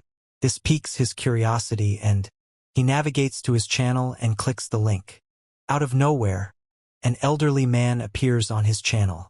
He welcomes his viewers and mentions that today's focus isn't on shopping but rather on confronting a scammer. He inquires if anyone has viewed the video and whether it seems authentic to them. He explains that they will first view the video together and then dissect it frame by frame using a computer. The video of Jang battling the spider remains unchanged. The elderly man halts the video at a particular frame, questioning the viewers if they can spot the inconsistency between the two frames, indicating that the video has been edited. He subsequently indicates the background and notes that it has been modified to conceal the unrealistic elements. Jang feels perplexed because this individual is meant to be a food blogger visiting various restaurants to share his opinions. He questions why this person is attempting to capitalize on his fame. After merely editing out a handful of awkward moments from the video, he faces backlash for it. The man then elaborates on his choice to review the video. He flips the phone to display the genuine tag on his profile. He asserts that he is part of the night patrol and has previously slain numerous monsters. Due to this experience, they can easily identify a counterfeit. Nevertheless, they quickly transition to a different topic. Jang taps the comment icon on his phone. Users are inundating the chat with messages. Some are skeptical about the authenticity of the footage, questioning how the shadow layer could be constructed. Others ask why editing is necessary if the video is genuine. Was the whole narrative fabricated from the start? While some hesitate to label the video as fake, others highlight problems with specific objects. One commenter states that they have more faith in the night patrol. Jang grins, convinced they are all ignorant fools. Yet, he holds the belief that eventually, they will come to grasp the reality. Rising from the couch, he stretches and comments that if the video is truly fabricated, then it's time to begin searching for others. However, he must first instruct the veteran blogger on a valuable lesson. He chooses to return to the shadow layer and contemplates the various titles he could include in his upcoming video. Upon being sent to the shadow realm, he pulls out a small camera and fastens it to his jacket. He observes that the quantity of creatures appears diminished compared to the prior day. The shadow layer, it seems, refreshes itself periodically. Out of nowhere, something grabs his focus, prompting him to wonder what's occurring. He detects a level 6 creature aiming to surprise other mutants. With the club firmly in his grasp, he smiles, eager to witness the abilities of a 6th-rank individual. The chase has commenced. He steps forward He stands at the rooftop's edge but abruptly halts. Releasing a soft sigh, he shivers slightly before choosing to go down the reminding himself to remain composed and steer clear of abrupt actions. A formidable assassin like him isn't designed to hurry. He embodies a unique type of predator. As he descends the stairs, the being he noticed before materializes from the walls, emitting a powerful roar. He stops and places a mark on the target, summoning a mystical circle to manifest before the creature. The creature quickly grows cautious. Noticing this, he senses that everything is unfolding as intended. The designated target is expected to feel an intense, unexplainable terror. He realizes that the monster closely resembles another being he has faced previously, one armed with lethal blades. He questions whether it has changed. He then remarks that it's irrelevant, as he has undergone a similar transformation himself. He swiftly employs the six-staff technique, brandishing his sword before delivering a direct blow to the monster's abdomen. The creature's blood percentage decreases to 45%, instantly triggering his alertness. Stepping back, he jumps high into the sky and starts the chase. The system quickly indicates that the mark and hunt skill is now active, briefly enhancing his strength and agility. This effect lasts for 1 second, and if he eliminates the target during this time, he will receive extra rewards. He strikes the creature with his weapon once more. However, it evades the strike, causing him to collide with the structure behind it. A brilliant light brightens the area. He turns in astonishment to find the monster entirely unscathed. Stunned, he propels himself off the building's wall and resumes his chase. At last, he finds himself right before the creature, that emits a haunting scream, and thrashes its limbs in various directions to try to scare him. He pauses for an instant before the creature abruptly opens its jaws and emits an unusual noise. Jang begins to feel lightheaded and questions whether the mutant is targeting his mind with mental assaults. The creature swiftly strikes him, and he is unable to defend against it. He clears his throat, lands close by, and glances at his hands, recognizing the monster's significant strength. He observes that his blood level has fallen below 66%, having already lost 34% from just one assault.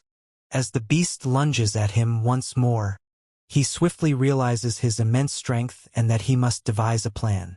The mutant attempts to strike him, but he evades every attack while mocking it in return. Their conflict escalates, resonating throughout the area with booming noises.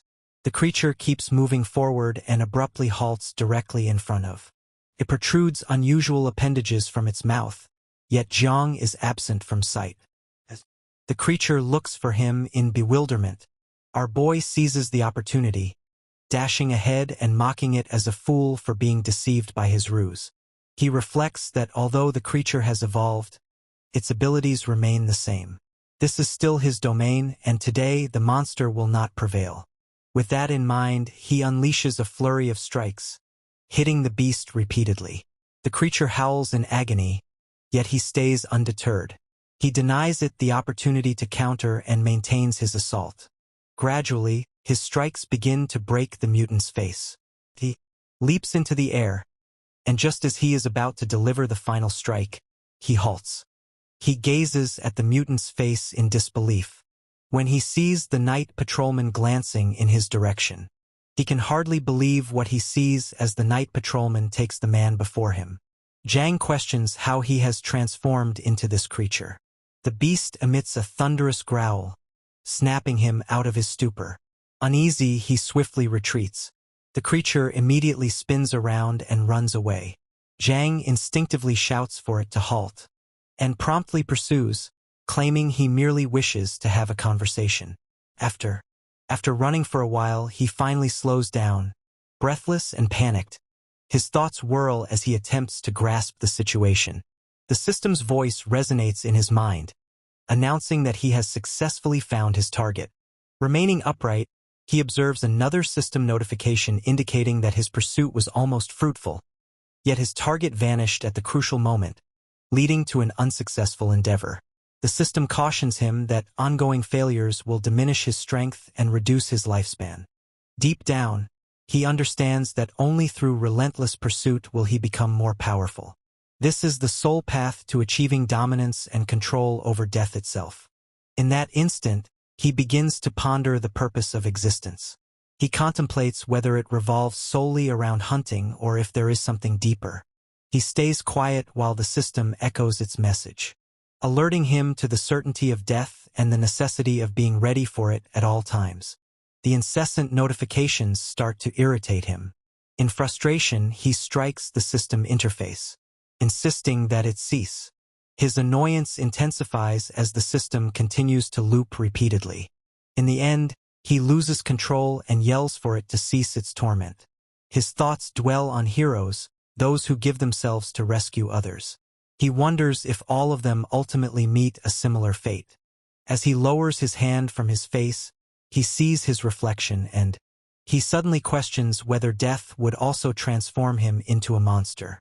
In that instant, enchanting energy envelopes his body, casting an ethereal radiance around him. With a clenched fist, he resolves firmly. There's no going back. He must persist in the hunt. He has arrived at the Cloud Sea meeting spot in East Zone 1. Checking his phone, he turns his eyes to the sky, remembering news articles mentioning that irregularities often assemble in this region, assuring him that there's no cause for concern. While he talks, dark energy and shadowy blue sparks swirl around him. A black hole appears above a nearby structure and he walks through it, suddenly appearing on the rooftop. As he surveys the area, he swiftly understands that the anomalies present exceed his initial expectations. Yet, he observes that they lack the courage to venture beyond the buildings. Unexpected sound grabs his focus. He faces the origin of the noise and sees a creature radiating a vivid purple light on the rooftop across from him. Upon close observation, he concludes that it is an exceptionally powerful creature. He observes that its leg is severely injured, leading to a significant decline in its health. Viewing this as a chance, he assures himself that he will stand firm and not retreat. Emerging from the darkness, he approaches the creature with caution. The creature spots him right away, and counters by sending a barrage of energy orbs toward him. He quickly disappears before they can reach him, and emerges from a dense cloud of dust. He soon understands that the creatures present are significantly more vigilant than those he has faced in his own domain. This specific monster appears to be particularly sensitive. As he watches intently, he observes the red spots on its body gradually disappearing. He ponders if this is a result of its increased awareness, but quickly sets that idea aside. Instead, he reminds himself that he must discover a method to keep the creature occupied. When the creature changes its stance, he perceives an opportunity. Concluding that it's the moment to take action, he concentrates his sight and unleashes his power, designating the monster as his target. A luminous magic circle forms around his eye as he observes the creature with increasing intensity. At her house, in the meantime, Yaoya cooks with her back facing the entrance. When the door swings open, she assumes it's Jang entering. Without glancing back, she informs him that he is late and inquires about his whereabouts. When she turns around, she is taken aback to find her dad and Uncle Lee in the house. Yaoya is shocked to see her father and uncle behind her. Her uncle shoots her a pointed glance and inquires if she is cooking for Jang once more. Her father replies, noting that it feels as though he is raising his daughter for another family. Yaoya smiles and brushes off his comments as foolish. She inquires about their early return. He mentions that their office tasks are complete, prompting them to leave. As they seldom dine together, they consider visiting a restaurant for an enjoyable meal. Yaoya informs them that it isn't necessary since she's nearly finished with the cooking. Her father scratches his head, puzzled. Her uncle proposes that they visit a restaurant another day and enjoy this meal together then. He then looks at her and inquires about Jang. She responds that she isn't sure and mentions he might have gone out to have fun. While her uncle grumbles about the unfairness of enjoying himself without Yaoya, my partner unexpectedly crashes through the door. He yells that he's famished and eager to eat, swiftly removing his sneakers. From the doorway, he inquires about what Yaoya has prepared today, remarking on the amazing aroma. In a joyful spirit, he shares that he purchased her beloved candy, but while getting it, a large dog bit him. Uncle Lee clutches his head in exasperation, and the room goes quiet as everyone looks at Jang. He freezes upon realizing the entire family is present, quickly stashing the lollipop back in his pocket and offering an excuse. He mentioned being pursued by a dog during his journey. He's not present, which has left him somewhat confused. Uncle Lee raises his hand, noting that it's uncommon for them all to gather. He suggests there's no reason to spoil the atmosphere and invites everyone to take a seat at the table. As Jang takes a seat beside him, he gives him a reassuring pat on the shoulder, reminding him that it's perfectly fine to engage in battles at his age. While Uncle Lu fills a glass with a drink, he casually states that he sees no issue with a young man trying to impress the girl he likes. He then mentions something he observed earlier, noting that he saw the young man walking with a girl and inquires about her name. Yaoya promptly responds that she is indeed their father, who nods in agreement, acknowledging her attractiveness. Radiant, tidy, and with an appealing physique. He remarks that if he were younger, he would have done anything to pursue a girl like her. He then lifts his glass, indicating a toast, Jang.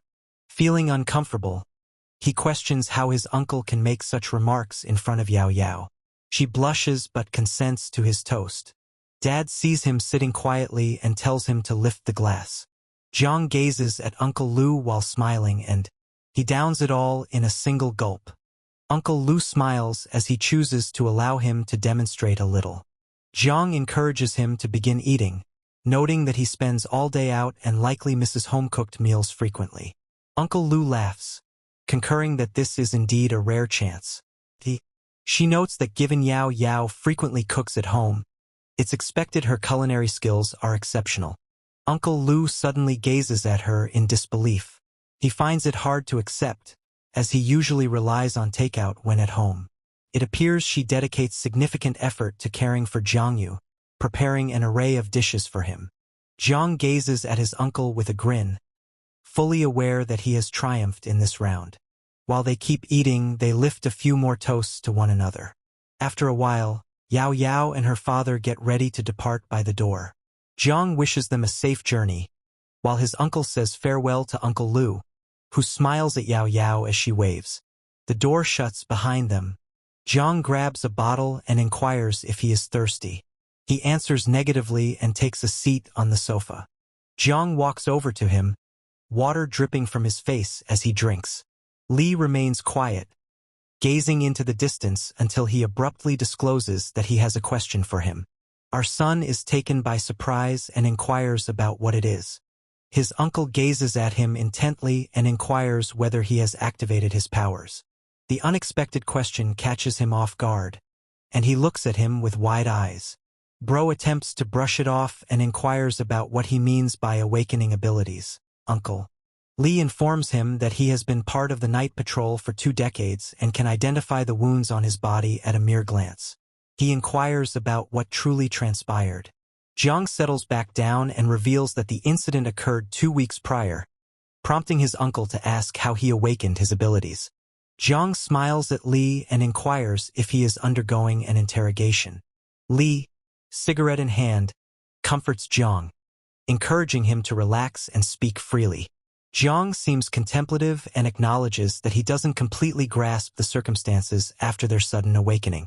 Lee then inquires if the event has happened spontaneously, noting that such occurrences are quite uncommon, taking place roughly once annually.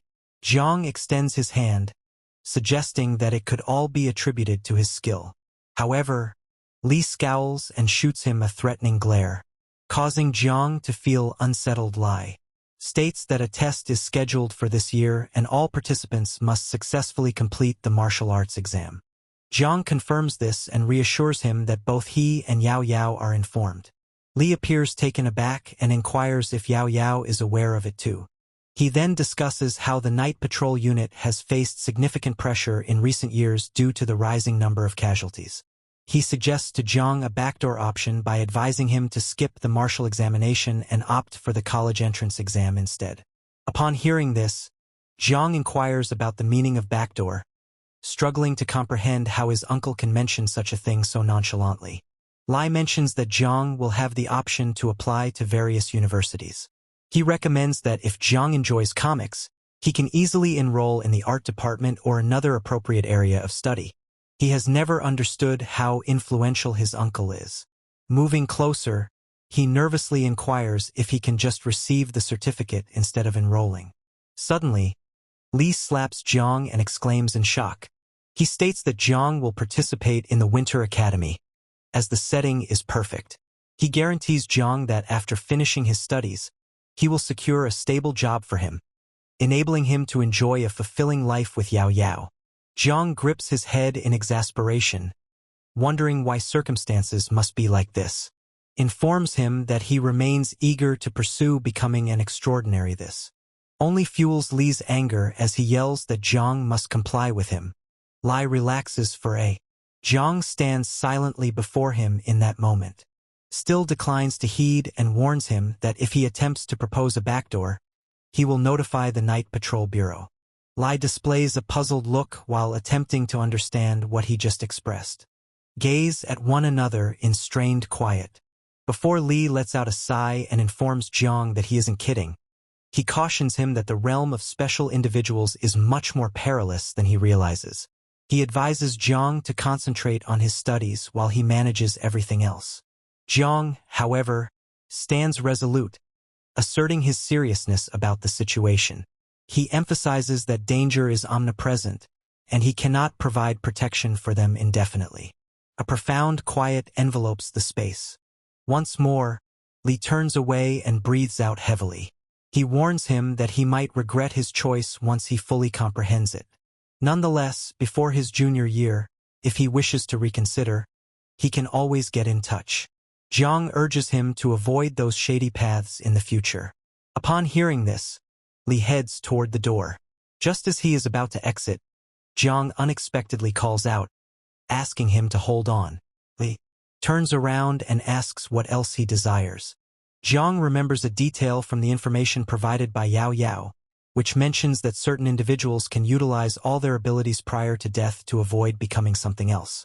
He then inquires whether it's still feasible for someone to undergo a transformation, even after depleting all their energy. Li stays quiet for a moment prior to ultimately affirming that this scenario can certainly happen, particularly if an individual has specific skills or if external factors are at play. He inquires why this topic has come up, to which he merely scratches his head and replies that he was just curious. As Li puts on his shoes by the door, he reminds Jang that if he opts for martial arts, he will ultimately confront those challenges. He suggests that Jang should rest early and cease fighting. Jang consents, stating he will comply. Before leaving, Li tells him that this year's martial arts test is scheduled earlier and will commence following the Lunar New Year. Jang inquires whether it will truly occur that quickly. Li affirms this and advises him to get ready before exiting the room. Li returns to the white-haired girl as she gets a notification on her phone. It tells her that the blogger she follows has released a new video. Thrilled, she picks up her phone to watch the video. Nonetheless, she observes numerous remarks from viewers who regard the video as yet another trick. Many think that the Night Patrol employs actual knives and weapons to deal with the monsters, while the blogger simply utilizes video editing for fame. One individual is frustrated that Yu has begun engaging in brand partnerships. The video has accumulated 1847 comments and 2.1 million likes. Feeling exasperated, the girl remarks that the amount of haters has risen noticeably recently. She thinks they are merely envious of Yu's talents. Frustrated by their doubt, she quickly types a furious reply, claiming they lack understanding and labeling them all as envious. As she types the comment, she briefly stops and gazes quietly at the screen.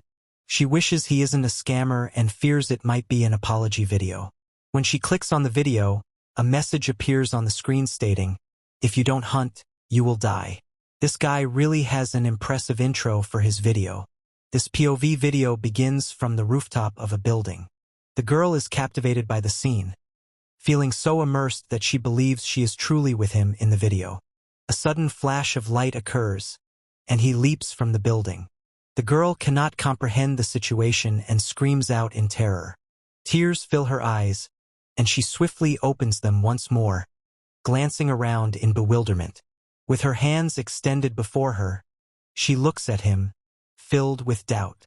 He shifts slightly, and she admires his face, questioning whether he possesses genuine superhuman abilities. He absorbs the full impact of the assault straight to his abdomen, spreading his arms wide as a brilliant flash illuminates the surroundings. A creature unexpectedly materializes before him. Observing the creature up close, she realizes it is genuinely remarkable. Yu employs his spiderwebs to escape from the creature.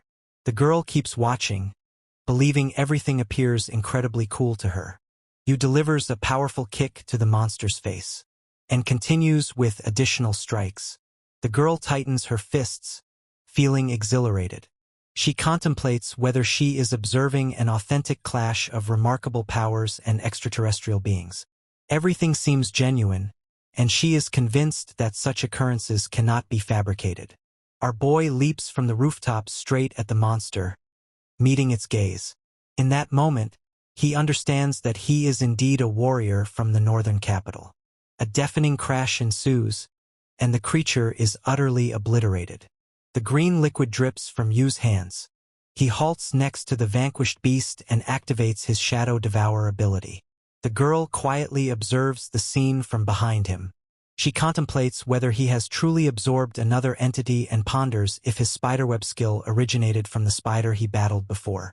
She questions whether he will acquire new powers from this. Upon returning home, Jang tosses his garments into the laundry basket. He positions himself before a mirror. Gazing at the injury on his face, he quietly remarks that the pain is rather severe.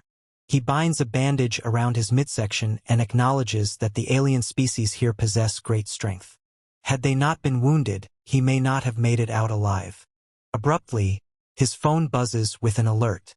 He glances over and spots another video from the blogger Didao, who previously attempted to expose him. The man greets his audience and reveals that today's video will again focus on you. He asserts that everything appeared highly realistic this time, yet he could still discern his alterations. While watching the video, he highlights the monster's severe injuries and clarifies that, in this condition, it becomes extremely vulnerable. This implies that anyone with enough energy could have taken down the monster. He wonders why you would pursue such an easy target if he is genuinely remarkable. Jang observes the display quietly, prior to choosing to exit the video and power down his phone. He considers that guy irritating and disgusting. Reclining on the sofa, he reflects on his present strength, and understands that it remains insufficient to confront first-grade alien species. His eyes widen with resolve as he resolves to become powerful, stronger, so formidable that no one will ever question him again. Balling his hand into a fist, he readies himself for what is to come. The system reveals his current attributes, showing that his shadow points are at maximum with 32 out of 32. He has acquired new skills like Shadow Weave from the spider and Shadow Claw from the last monster he defeated. The system's evaluation indicates he appears powerful, yet in reality he is quite weak. This frustrates him, and he asserts that the system's capabilities are inadequate. He boasts that he is now 100 times more powerful than his girlfriend and could even handle 50 of his uncles. Nevertheless, he realizes that this isn't sufficient. He has acquired new skills from his earlier fights. Jang believed that shadow points resembled experience points, but they are actually more akin to energy points. Each of his skills requires shadow points depending on their tier. Additionally, his shadow form's consumption of shadow points varies with the surroundings. When activated in the shadow realm, it incurs no cost, but using it in the real world at night will deplete a minor amount of points. Conversely, employing this ability during the day results in a significant expenditure of shadow points.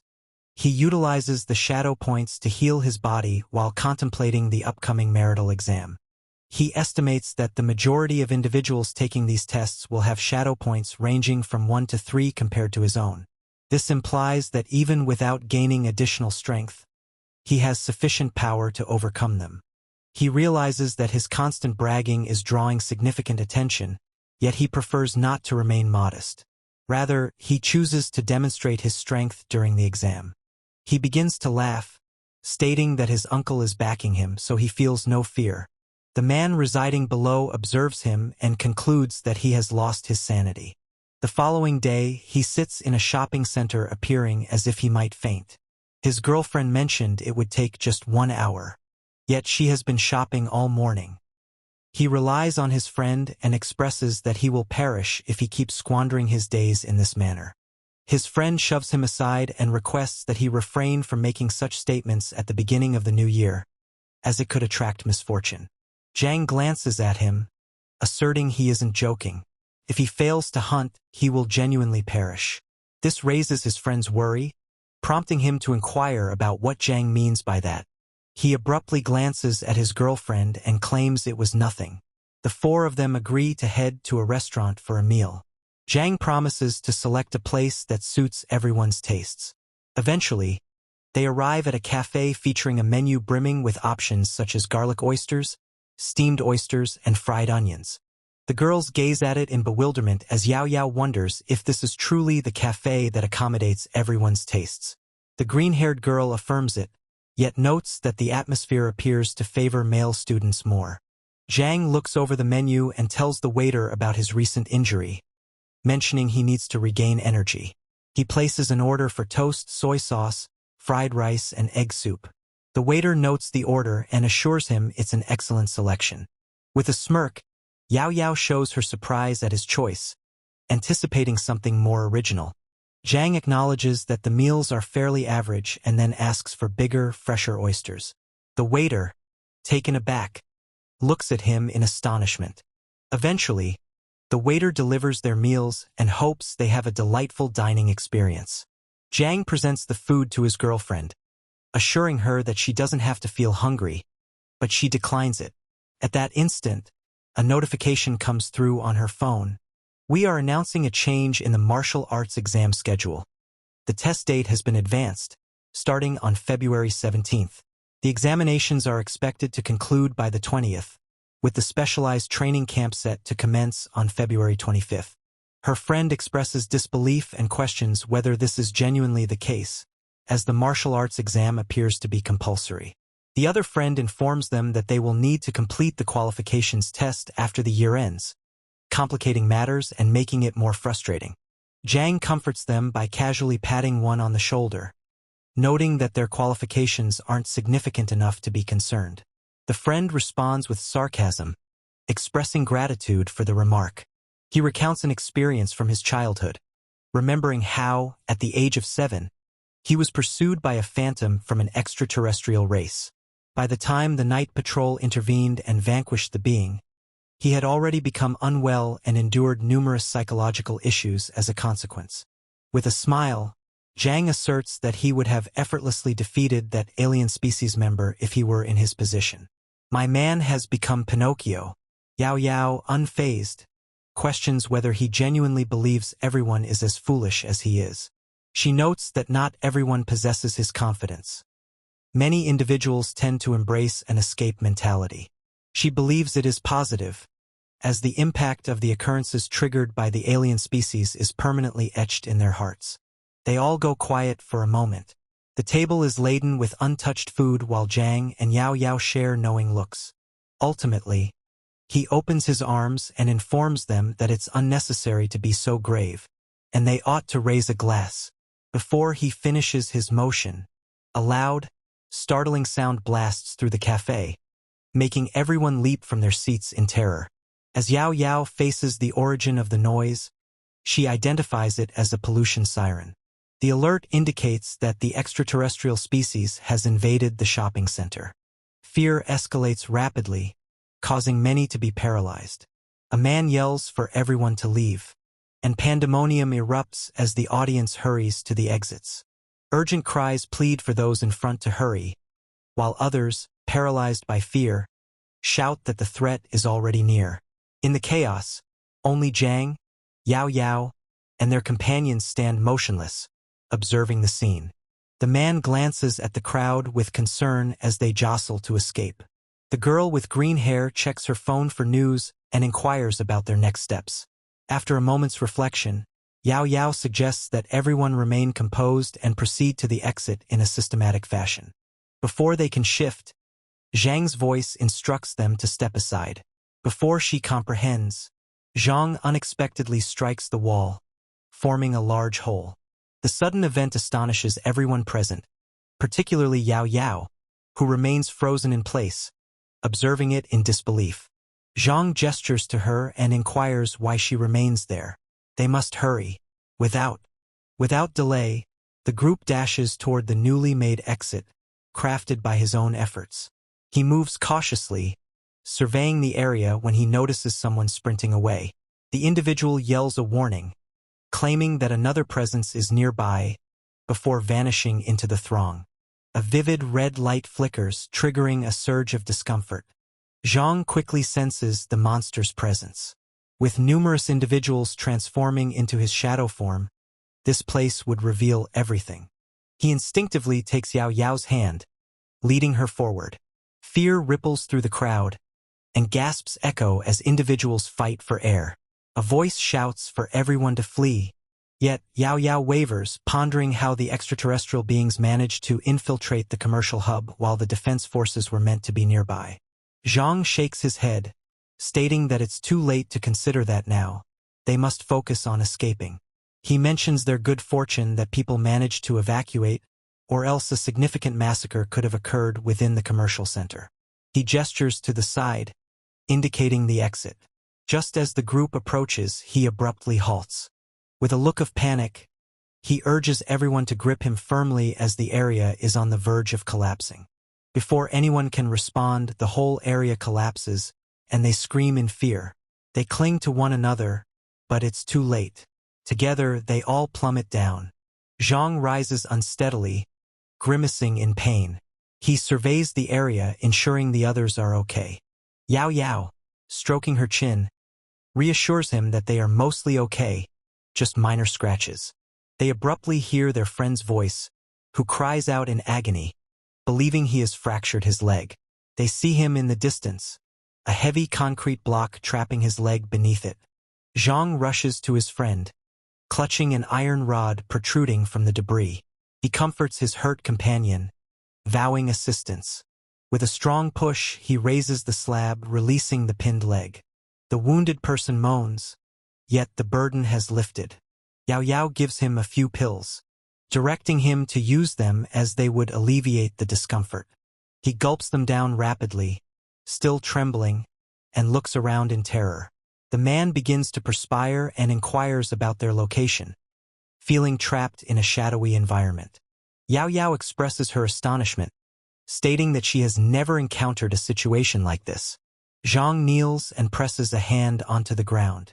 He realizes they are on the commercial center's floor and suspects they are in the basement. Yet his demeanor shifts abruptly. Something seems off. With dark energy swirling around his hand, he senses something. This feeling is all too familiar. His breath halts. He wonders whether they have all been drawn into the shadow layer. Surrounding them, anguished voices echo. Individuals shout, some hurt, others merely frightened. A young girl clutches her dad, weeping. He comforts her, promising that the night patrol will arrive to save them. Jang feels anxious observing the situation. He realizes this is dire, as numerous individuals are ensnared in the shadow layer. Movement within the shadow layer is impossible, indicating that the night patrol's arrival will be significantly delayed. If they remain here for an extended period, even without an assault from the alien species, the pollution could be fatal. He realizes he must evacuate everyone swiftly. Quickly, he glances at Yaoya and inquires whether she is sporting the watch her father gifted her.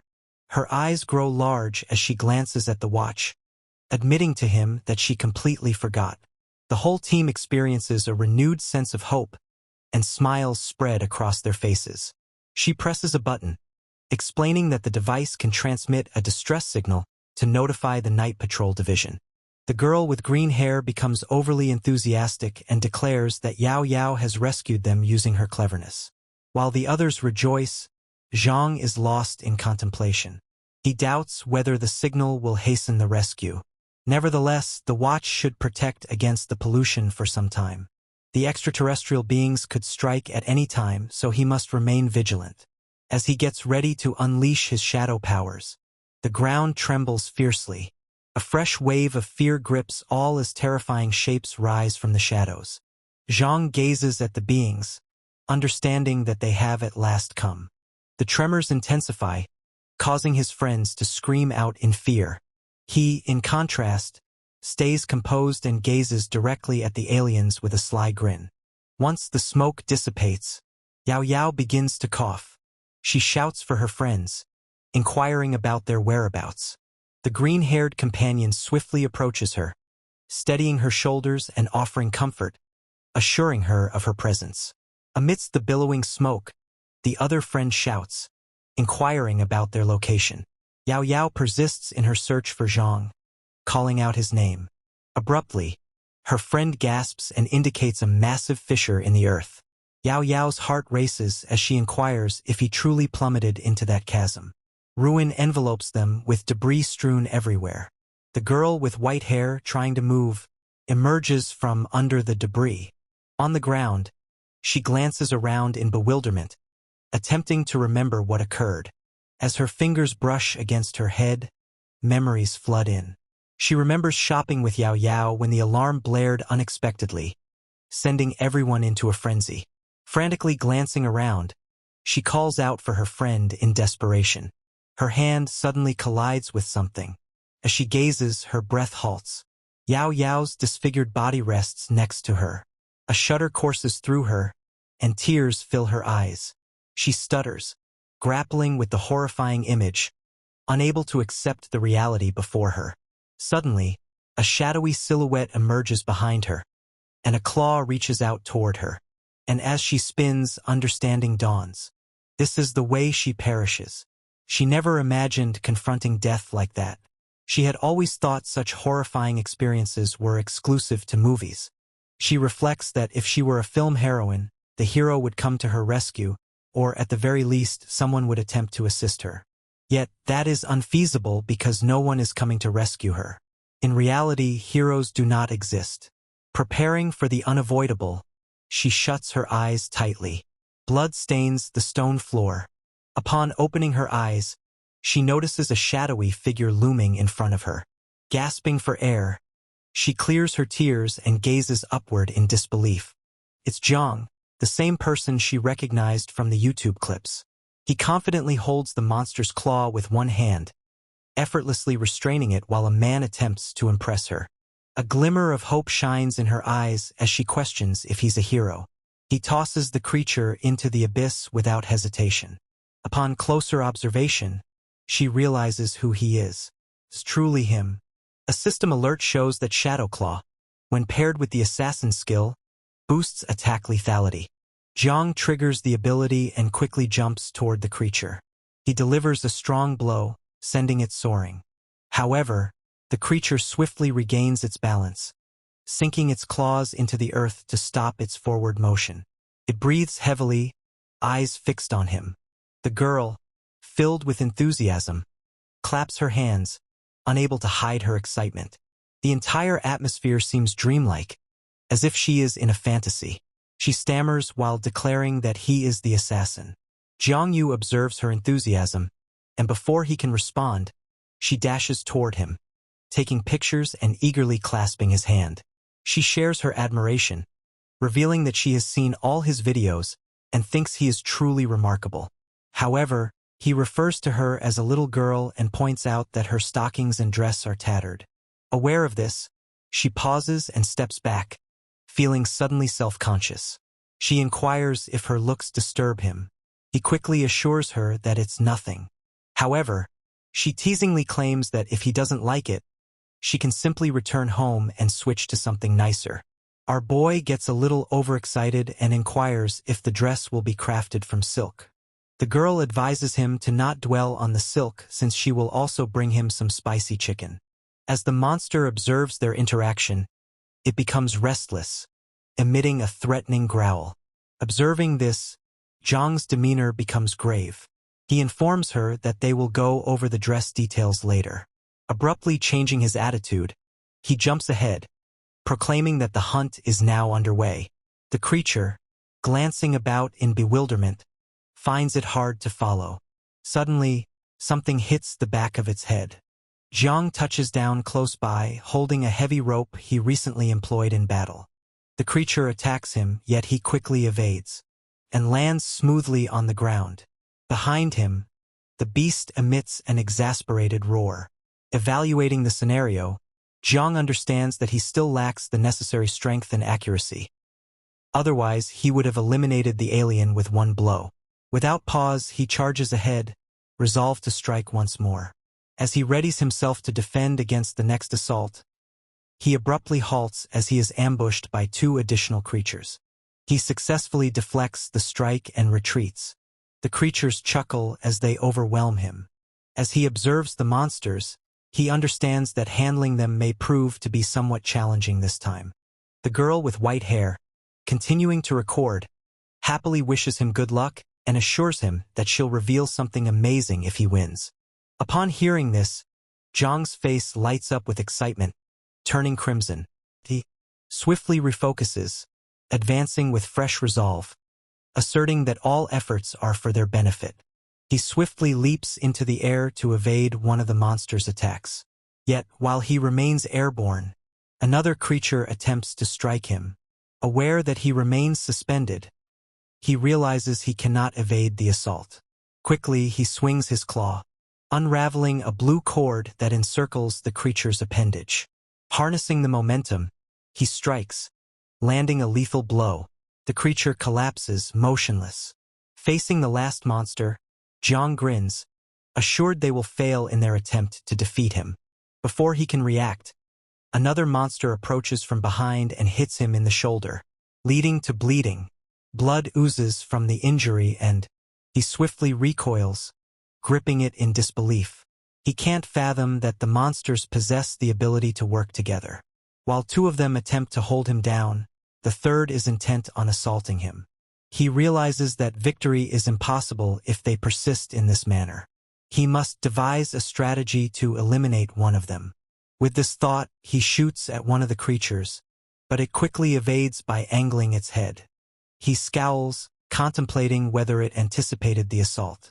Before he has a chance to respond, the three monsters rush at him simultaneously, encompassing him from every direction.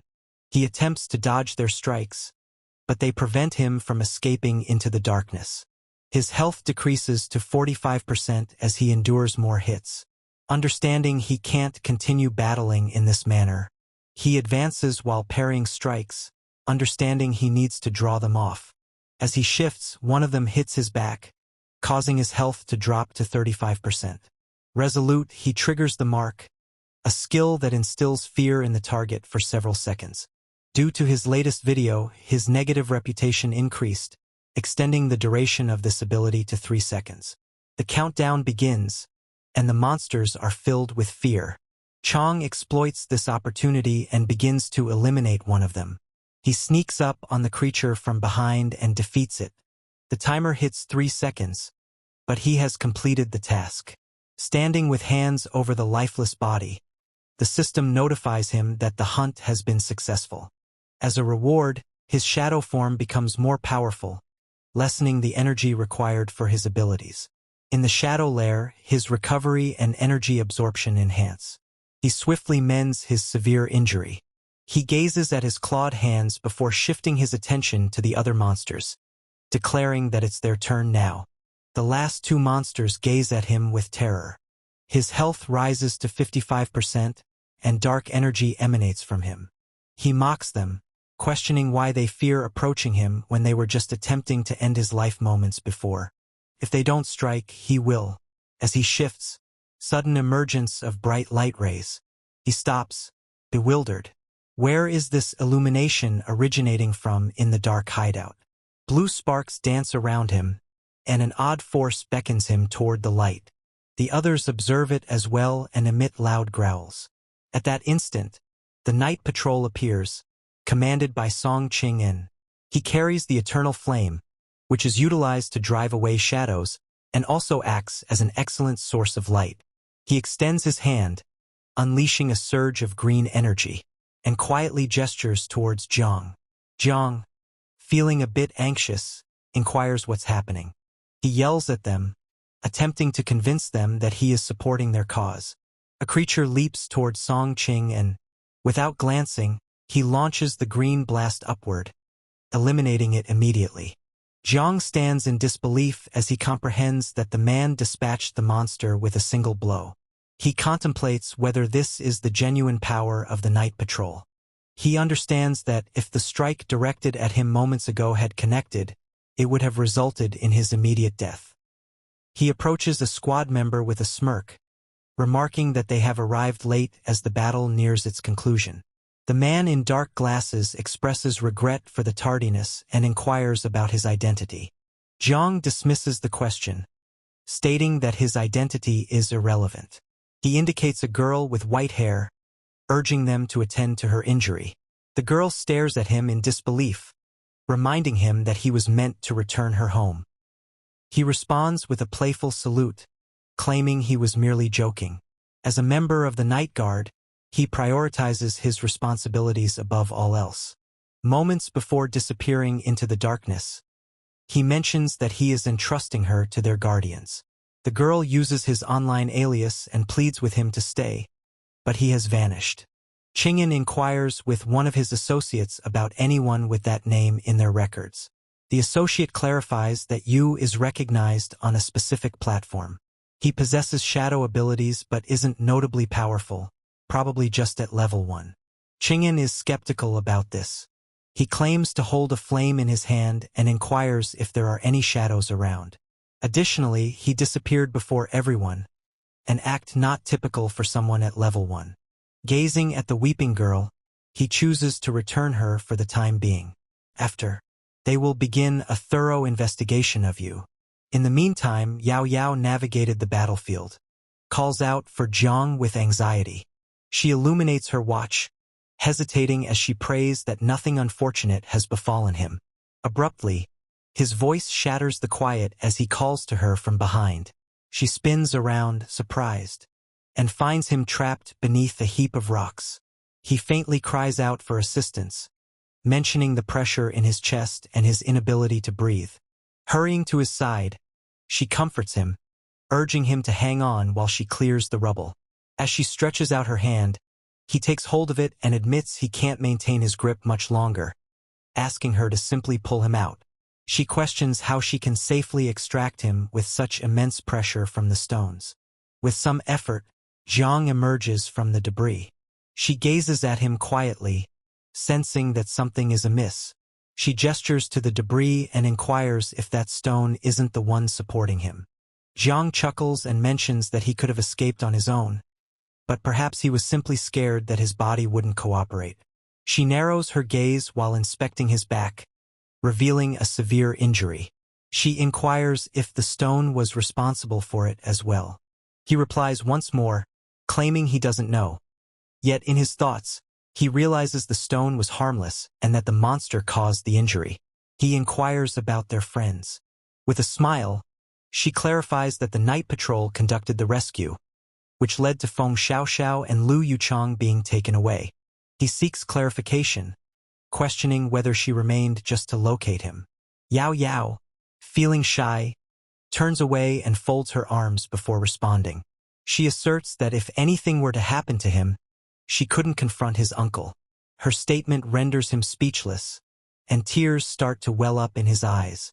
Overcome by feelings, he embraces her suddenly. Yao Yao is stunned by his response, yet she swiftly begins to strike him, insisting that he release her. Nevertheless, Zhang Yu persists in holding on. He explains that he just witnessed numerous bizarre beings wielding large knives and causing chaos. He admits to feeling frightened and claims he needs to embrace her for comfort, but she stays annoyed and tells him to back off. Abruptly, they both hear a voice that captures their attention. A girl with green hair, carrying a lantern, comes closer and inquires if they are all right after hearing a scream. Yao Yao swiftly pushes Zhang aside and reassures her that all is well. He promptly supports her statement. The girl shows relief and invites them to follow her as she will guide them out of the situation. As they prepare to depart, Jang suddenly shouts. Yaoya, worried, inquires about what occurred. He dries his tears and comforts her, insisting it's unimportant. Suddenly, he realizes he had entirely overlooked absorbing the shadow points from the creatures he had vanquished. The following morning, within the night patrol headquarters, Jang faces interrogation. He is in the interrogation room with a girl named Li Yuan, a night patrol officer. He introduces himself as Jang and states that he is 18 years old. The whole discussion is being documented. The girl inquires if he began school this year, to which he replies affirmatively. She mentions that the recent event has impacted him significantly. As per protocol, those involved in the incident are required to undergo psychological care and medication from a night patrol office, with the effects of this treatment expected to persist for a month. She gazes at him and clarifies that if the military exam takes place during this time, the score for the qualification test will drop considerably. Upon hearing this, Jang inquires whether he can simply forego the treatment since he feels The girl explains, cautioning him that the effects of contamination can be concealed, and by the time symptoms manifest, it could be too late. Therefore, treatment is essential. He informs her that he has under 10 days remaining until the military exam and mentions that it could potentially clash with the schedule. She comforts him by stating that there's no reason for concern, as similar events have occurred before, and the night patrol has established guidelines to handle these situations.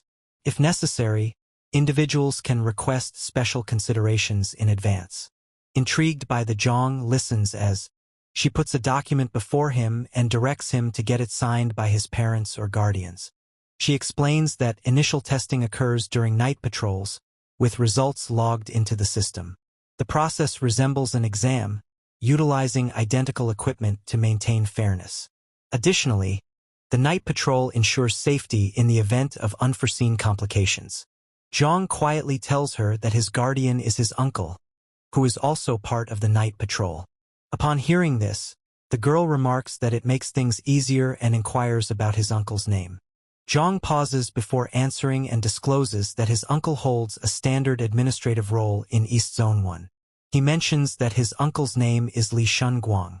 Upon hearing this name, Yuan leans in eagerly and inquires if he refers to Li from the Mu family. She questions him if Shun signifies 3 dots and Guang represents brightness. As Jang nods in bewilderment, she wonders if he is certain that his uncle holds a standard administrative role. Confused, he inquires if that's not true. He suspects he could have been dismissed and under scrutiny, so he informs her that he hasn't reported him so far. The girl chuckles and comforts him, insisting that everything is fine. She offers no details. Once she arranges the papers, she informs him that she can lead him straight to his uncle and directs him to follow. Shortly, they walk into a spacious 3-story structure featuring a glass dome ceiling. As they walk past military uniforms, weapons, and holograms, she urges him to remain nearby. Jang, keen to observe his environment, recognizes her and ponders whether this strange-looking location serves as their headquarters. While walking, 2 soldiers come across each other. A young man with green hair asks if Jang is on the night patrol. The other soldier verifies that several background checks have been performed, and there are no records of him in their database. Jang listens in, his eyes growing wide with surprise. Yuan, observing his response, inquires if anything is amiss. He pauses before dismissing it, stating that it's his first visit to the building, and he feels somewhat uncomfortable. Inside, he grows increasingly anxious as the night patrol begins to look into him. As they arrive at the door, Yuan tells him to wait and relax while she searches for Li Xiongguang. Upon entering the room, Jang glances around in astonishment. Yao Yao and Feng Xiaoxiao are present. Yao Yao appears to be in conversation with the white-haired girl. She rises from her chair and inquires whether she truly encountered the assassin. The girl with white hair proudly acknowledges that she did, giving him credit for her rescue. Jang, watching the girl with white hair, questions her presence in that place. In the meantime, Yao Yao swiftly faces him, points to the chair beside hers, and encourages him to take a seat. After he complies, She refocuses on the white-haired girl and inquires about what transpired after their meeting. She recounts witnessing him battle 10 monsters simultaneously. He remained composed and focused, and in an instant, as the shadow sword emerged, he beheaded all the bizarre creatures. She goes on to say that when he was struggling against the odd beings and was on the verge of giving up, the night patrol department members showed up. Yet, he vanished into the darkness, leaving a remarkable display of his deeds. Jang hears her tale and believes she is embellishing, as many of those events never actually occurred. Seeing her stockings, he grins and chooses to overlook her decision. Yaoya, pondering carefully, inquires about the identity of this individual, noting that he doesn't appear to be part of the night patrol. The girl observes that he appears to be a student, similar to them. Intrigued, she inquires about the source of this information. The girl with white hair, twisting a lock of her hair, states that both actions and intuition indicate it. She emphasizes that he has a specific liking for a girl's snug, transparent socks. She gestures towards Jang and states that he resembles him perfectly. Jang, taken aback, attempts to explain, but before he can, Yaoya abruptly seizes his hair and lifts her fist, asserting that his personality remains completely unchanged. He stammers in reply and attempts to rise when Lu abruptly enters the room. Spotting her father, she inquires in bewilderment about what is happening.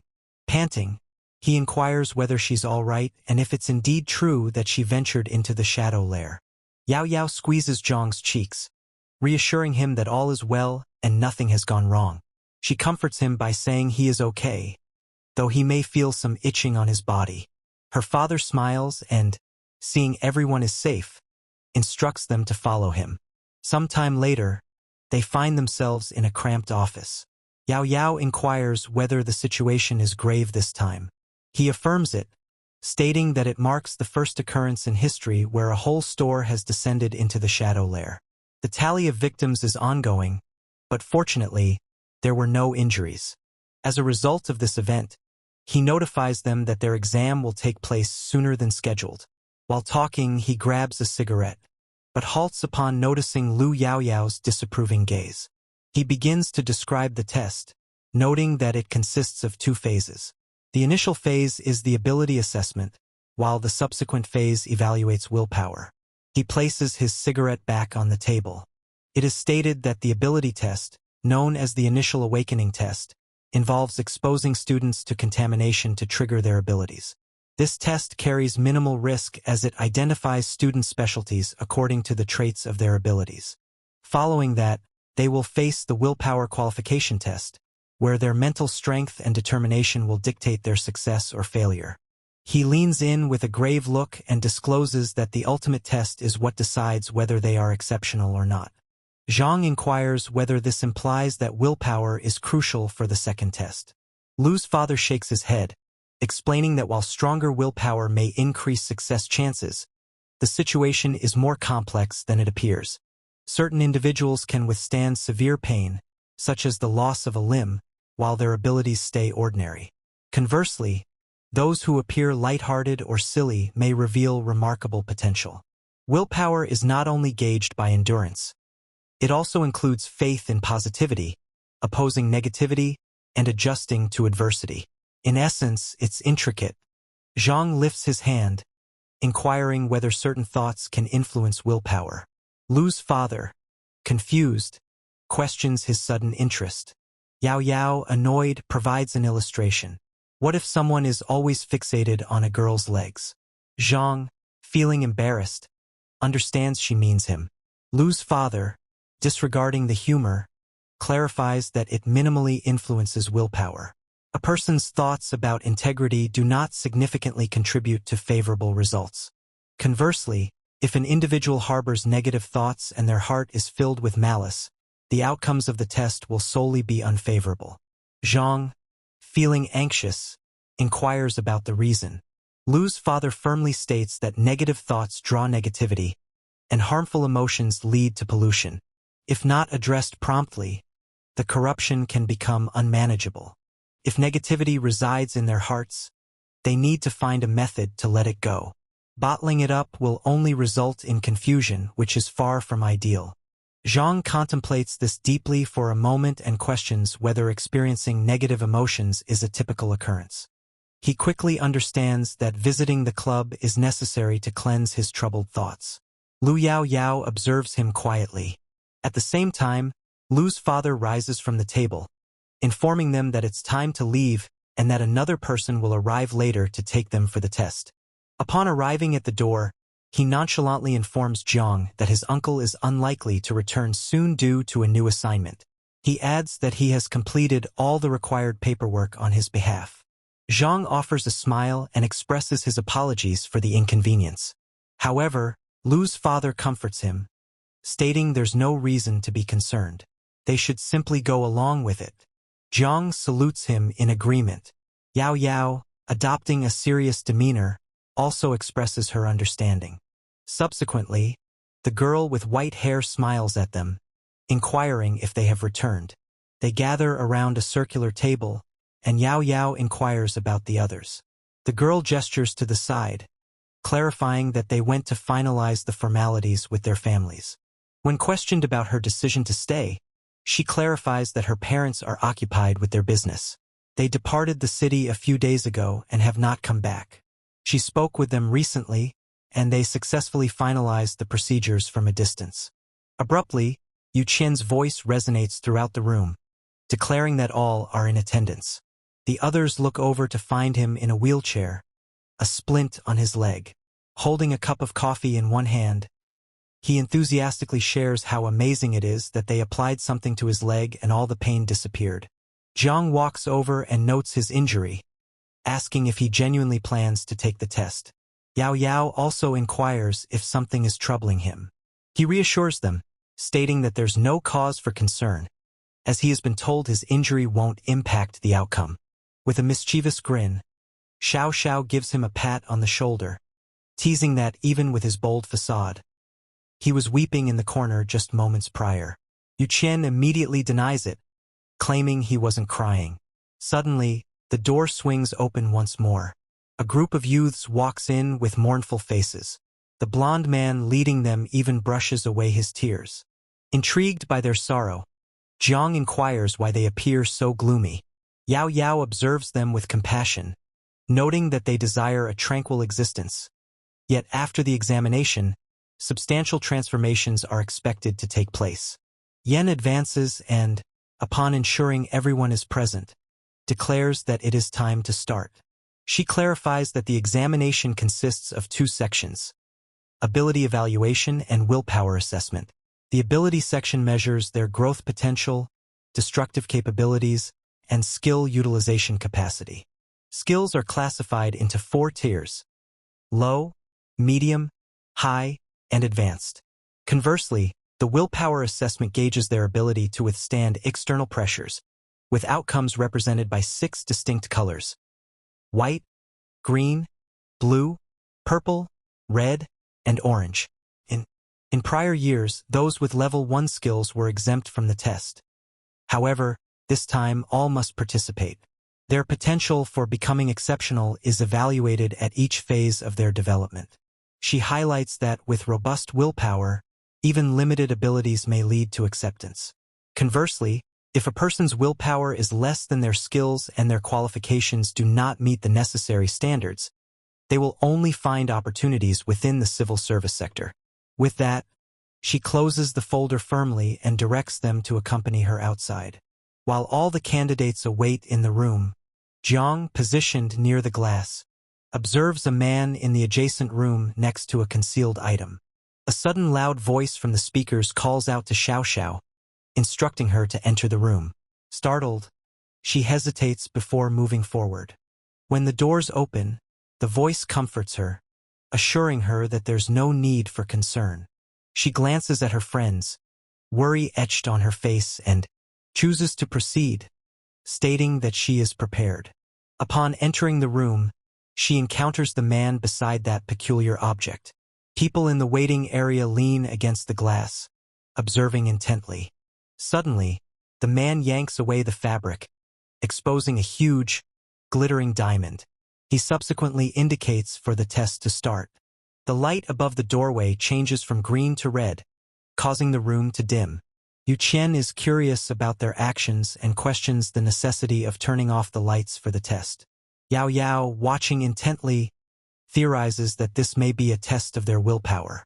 Jang remains silent, reflecting on how well he has acclimated to the darkness. He has devoted considerable time to the shadow layer.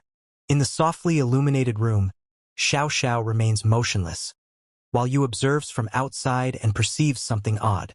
A stone rests on her foot, emitting a faint glow. She appears to be encountering significant opposition and questions whether the radiant stone is causing it.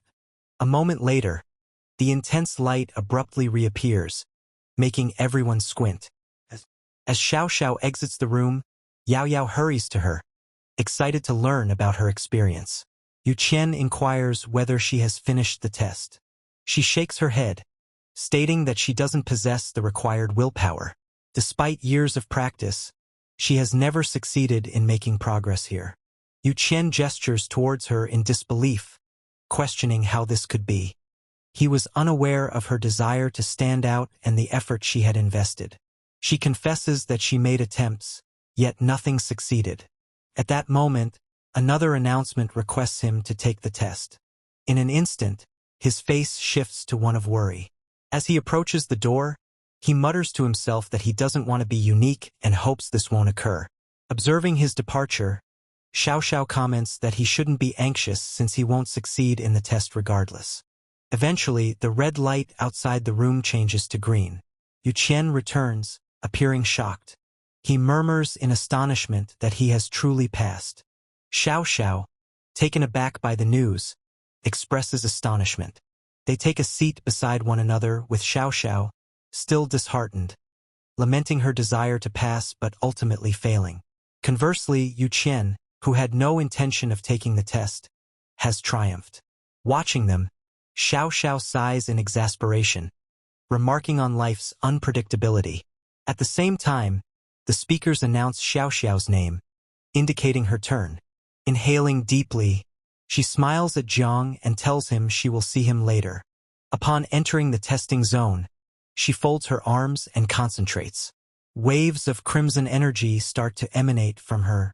The stone on her foot radiates a dazzling light. Jang, observing intently, she sees a change. Her stone shifts to red, while it casts a green glow for her overweight companion ahead of her. He recalls that willpower is categorized by colors from levels 1 to 6. His eyes widen in astonishment as he understands that red signifies level 5. The light above the doors glows green, indicating that the test is finished. The moment she exits, her friend nervously inquires if the test has concluded. Xiao Xiao, arms still crossed and gaze lowered, replies with a brief, yes. Jiang stands close by, chuckling nervously as he inquires if she feels tired. She gasps for air but simply replies that he'll comprehend everything once he enters. Jiang swiftly approaches her and hugs her, playfully questioning why she doesn't provide him with some encouragement.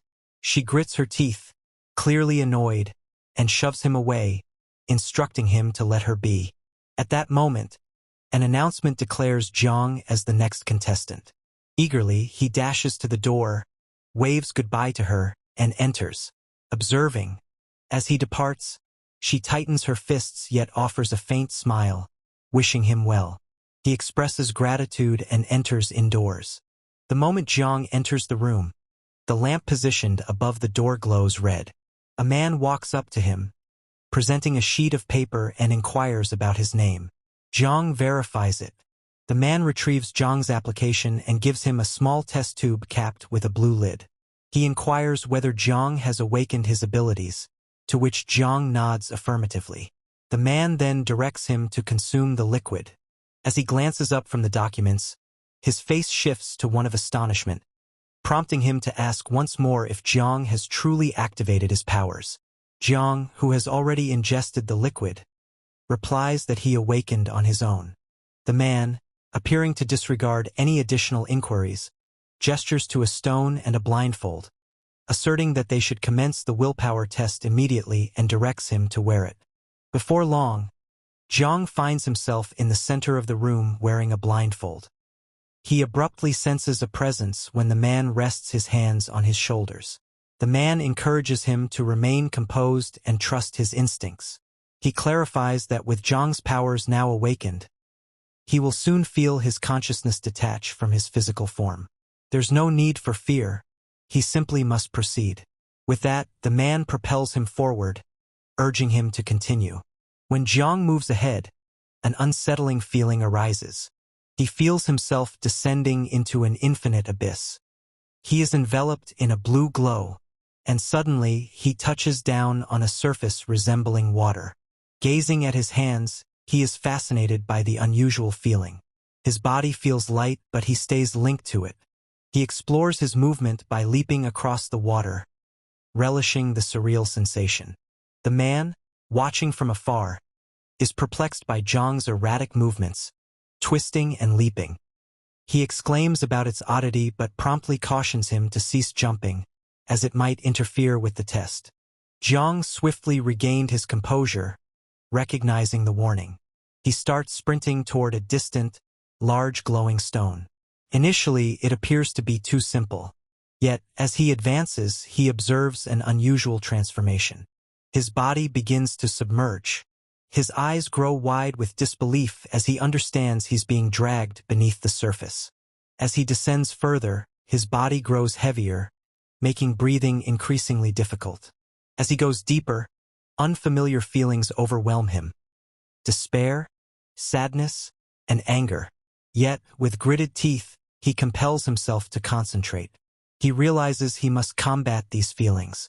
As he emerges from the water, a recognizable voice shouts his name.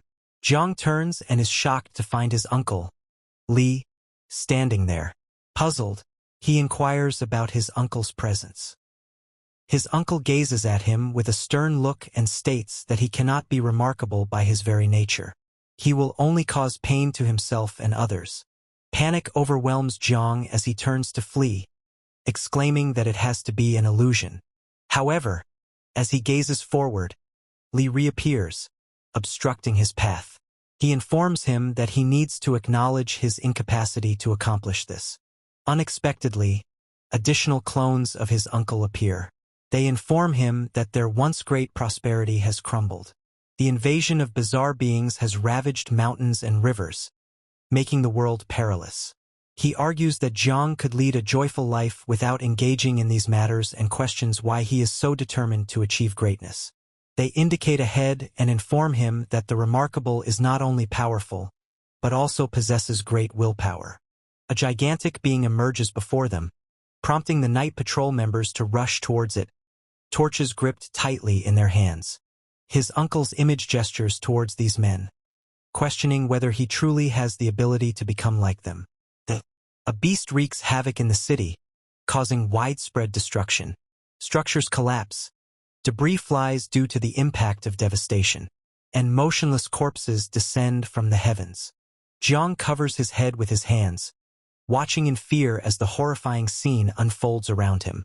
In the midst of the turmoil, Lee's voice pierces the atmosphere again. He lights a cigarette and proclaims that this is the destiny of the remarkable. He inquires of Jang whether he genuinely wishes to become like them.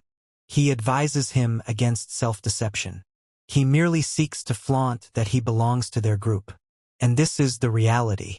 Increasingly, duplicates of his uncle emerge, echoing the same phrases. They liken him to numerous adolescents aspiring to be heroes, craving thrill, admiration, and affection, yet reluctant to exert the necessary effort. Jang begins to feel inundated by the multitude of voices. They charge him with desiring to see himself as distinct from others, despite lacking any genuine abilities. The awareness settles in. Maybe he really isn't unique. He grips his head, collapsing to his knees as the illusions surrounding him chuckle derisively. In the distance, he observes a bright flame flickering vividly in the darkness. The night patrolman who perished at the beginning comes closer with the flame. The visuals reveal to him that the world's dark side isn't merely a concealed layer. Despite the shining sun above, there will always be unseen elements. This is the concealed realm, Jang extends his hand, yet the man disappears, and his flashlight drops into the water. Once more, frightening creatures emerge before him. The voices reveal that the true disaster lies not in confronting the dark side, but in being exceptional. His uncle's image reemerges, questioning whether he is genuinely capable of achieving something extraordinary. Upon hearing this, Jang glances up, his expression filled with rage as he grits his teeth. Actually, he is in a room, watched by the night patrol officer, who stands with his arms folded. The girl with green hair walks in and inquires about things. He grins and informs her that he's not doing poorly, yet he's been going in circles the entire time. She observes that this is typical, as not everyone can cope with the pollution he received. He concurs but emphasizes that only those with strong resolve can progress. Regarding Jang, he continues to exhibit no signs of tiredness. The girl glances to the right and unexpectedly sees the stone turning red. This surprises the man, who can't comprehend how it's feasible. Although Jang hasn't approached the stone, it has begun to emit a red glow. The man looks at him in shock, unable to comprehend that he has already attained level 5 with that distance. The girl places her hand on his shoulder, contemplating whether this might be a rank 6 scenario. He grimaces and informs her that he is uncertain, as only 15 individuals have managed to attain that level to date. Jang advances, and the man observes, unable to grasp what is occurring. As Jang approaches, the light appears to dim. He promptly requests the girl to verify his wristband for any mistakes. She confirms to him that the information is accurate. The man remains incredulous, as Jang's proximity to the stone should only amplify his willpower. Yet, with every step, it appears his determination is diminishing. Jang proceeds carefully, extending his hand toward the stone. The man, still perplexed, wonders if this is a prank. Even a person at rank 6 shouldn't have the ability to accomplish this. At that instant, Jang finally rests his hand on the stone. A brilliant yellow glow emanates from it, and a dark vortex forms in the sky. A voice resonates in Jang's thoughts, advising him against the pursuit of being extraordinary. He ought to reflect on his life, his friends, and those he values. Out of nowhere, Yaoya shows up, presenting with a friendly grin. He accepts it, and the voice tells him this is where he truly belongs. Jang ultimately addresses the voice and declares that it's sufficient. The mirage breaks, and he finds himself in the room. He remarks that it whispered in his ear and questions whether it was a component of the test. He grins and hopes he would have been given a chance with all the girls. Within that peculiar vortex, he begins to approach his uncle, who appears somewhat uneasy now. Jang confesses that initially he felt somewhat frightened and even a touch resentful. Initially, his sole desire was to be recognized as a hero, without genuinely caring about anything beyond that. In this world, there are no superheroes, just everyday individuals who achieve success through their commitment and effort. Their quiet contributions have resulted in the peace and stability they currently experience. He extends his hand to take the torch and notes that he has previously experienced peace. The whole environment brightens when Jang declares that he no longer wishes to remain in others' shadows. He lifts the flame and declares his desire to be the everlasting flame for others. His uncle looks at him in disbelief, as he asserts his desire to illuminate the shadows. The scene shifts as Lu's assistant brings him documents, informing him that the ground collapse incident impacted the 2nd, 3rd, and 4th floors of the shopping mall. The 5th floor sustained some damage, but not completely. Approximately 850 individuals were affected, with 700 trapped in the shadow layer. Over 650 have been rescued, and the rescue efforts continue. In the meantime, a cohort of 30 students preparing for a self-defense arts exam will be split into several groups for preliminary screening, followed by an assessment of pollution using light.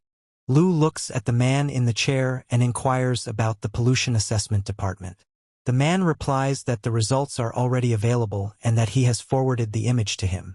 The report outlines the existence of shadow entities referred to as Yuling, categorized as pollution level 1. These 3 spirits exhibit comparable structures, featuring bones and numerous artificial markings. Lu's face shifts to disbelief when the man discloses that these synthetic markings indicate they were once human. The assistant exclaims in astonishment that this cannot be true, as the transformation and pollution processes differ for each individual and take various paths. He notes that having three remarkably similar transformed entities is nearly impossible. Igniting a cigarette, Lu approaches the window and mentions that someone important has created something. He gazes out and declares that those hiding in the shadows can no longer stay concealed. At that moment, a dazzling light suddenly shines in front of him, causing him to hesitate. The cigarette falls from his lips as he notices that this illumination is emanating from the remarkable test room. Hurrying to the examination room, he navigates the crowd, murmuring apologies while making his way through. He understands that the top score in the willpower test has consistently been an orange light, with no reference ever made to gold. Upon entering the room and opening the door, he observes a gathering of individuals wearing puzzled looks. The girl with green hair gestures towards the testing room and mentions the name Jang. Lu's face contorts in disbelief as his eyes lock onto the radiant golden glow emanating from Jang's hand. He awakens and shifts his gaze to observe all his friends gazing quietly. Eventually, Lu discovers him in the restroom, offers him a bottle of water and encourages him to drink. Jang gratefully accepts and inquires about Yaoya and the others. Lu assures him they are resting in the break room and have not been updated on the circumstances. Lu informs him that he has a significant surprise. While the 5th and 6th stages are impressive, he has accomplished something even more remarkable. Jane smiles and inquisitively inquires whether his golden light is extraordinary and better than the Lu, who pauses before confessing that it's difficult to determine for sure. He suggests that individuals like him frequently undergo research and scrutiny. Upon hearing this, Jang sputters on his water. Lu finds his response entertaining and inquires if he is genuinely scared. He reassures him that dissection won't occur. However, someone will soon take him for data gathering. His information will be distributed to multiple night patrols, and he will be under careful observation. Jang, feeling uneasy, wonders whether the situation is really that grave. Lu comforts him with a shoulder pat, assuring him that he will be there for the essential procedures. With a smile, our boy gazes downward, contemplating that this moment presents him a chance to demonstrate his abilities. In the following scene, he is seated before a trio of officers, responding to inquiries regarding his name and age. He identifies himself as Jang and mentions that he is 18 years old. When questioned about his interests, he straightforwardly states that he enjoys reading and engaging in sports during his leisure time. In the corridor outside the room, a group has assembled, fixated on the live feed displayed on a screen. Numerous individuals question whether a seemingly average boy could be the source of the golden light. Some even theorize that the system might have malfunctioned, as golden light doesn't inherently indicate brilliance. Meanwhile, 3 stern men in suits silently watch the interview unfold. When Lu is asked about his experience in the willpower test, he informs them that he witnessed numerous night patrol members wielding torches and pressing on. They were advancing resolutely, battling a colossal beast. In his thoughts, Jang finds this all tedious, as it follows the script crafted by his uncle. He is the golden legend and has no desire to adhere to the established routine. Lu subsequently inquires about his thoughts upon seeing the others. He averts his eyes and confesses that he experienced a feeling of transcendence. He felt the burden of responsibility weighing heavily on him, but right as he is about to proceed, he halts his speech. Lu encourages him to continue. Rather than answering directly, Jang unexpectedly inquires about the map displayed in Lu's office. His inquiry catches his uncle off guard, yet he affirms it. In that instant, Jang abruptly rises from his chair and kicks the. He points to the table, declaring that just 5 out of 10 spots are left. He asserts their predicament is much more intricate than it appears and that he must reveal the truth. Lu observes in confusion, uncertain about what he aims to accomplish. Jang starts waving his arms fervently, hoping the young people of Dajo will escape the cold. He remembers his attempts to light a torch, ultimately failing and becoming the only beacon of light. While he talks, his body emits a radiant golden light once more. This causes Lu to cover his face in shame. He then addresses the panel, offering an apology for Jang's erratic actions. Lu observes that both panelists are touched by the moment, with tears glistening in their eyes. One confesses they hadn't anticipated such an emotional tale. The girl with green hair, dabbing at her tears, shares her wish for him to have a promising future in the night patrol. Lu looks on in shock at what he is seeing. Observing through the camera, comments arise that it's not unexpected. The young man has crafted the golden light. They ponder that it might be a revelation and recognize his remarkable skill. They believe that even together, they fall short of his talent. A man at the computer expresses contentment with the outcomes. Jang has had enough of the display and requests that they allow him to head home, as he still needs to visit the club for a massage. They inform him that he can return home and await the notification. Jang, puzzled, inquires about the meaning of the notification. The uncle rises and specifies that the discussion concerns the notification about the special training camp. The focus momentarily changes to his shadowy figure perched atop a building, with a concerned look. Upon exiting the building, Lu reminds him of his earlier warning against attracting attention. Now everyone on night patrol is aware of him. Jang, scratching his head, expresses his apologies for the inconvenience. Lu, still smiling, confesses uncertainty about how to address the situation with Li, as he wishes to prevent him from becoming extraordinary.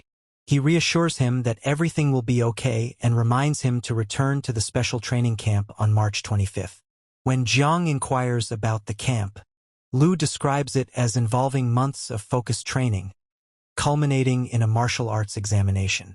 He answers a phone call and instructs him not to mention anything that occurred, not even to his girlfriend. After that, Lu departs, reminding him once more to return for training.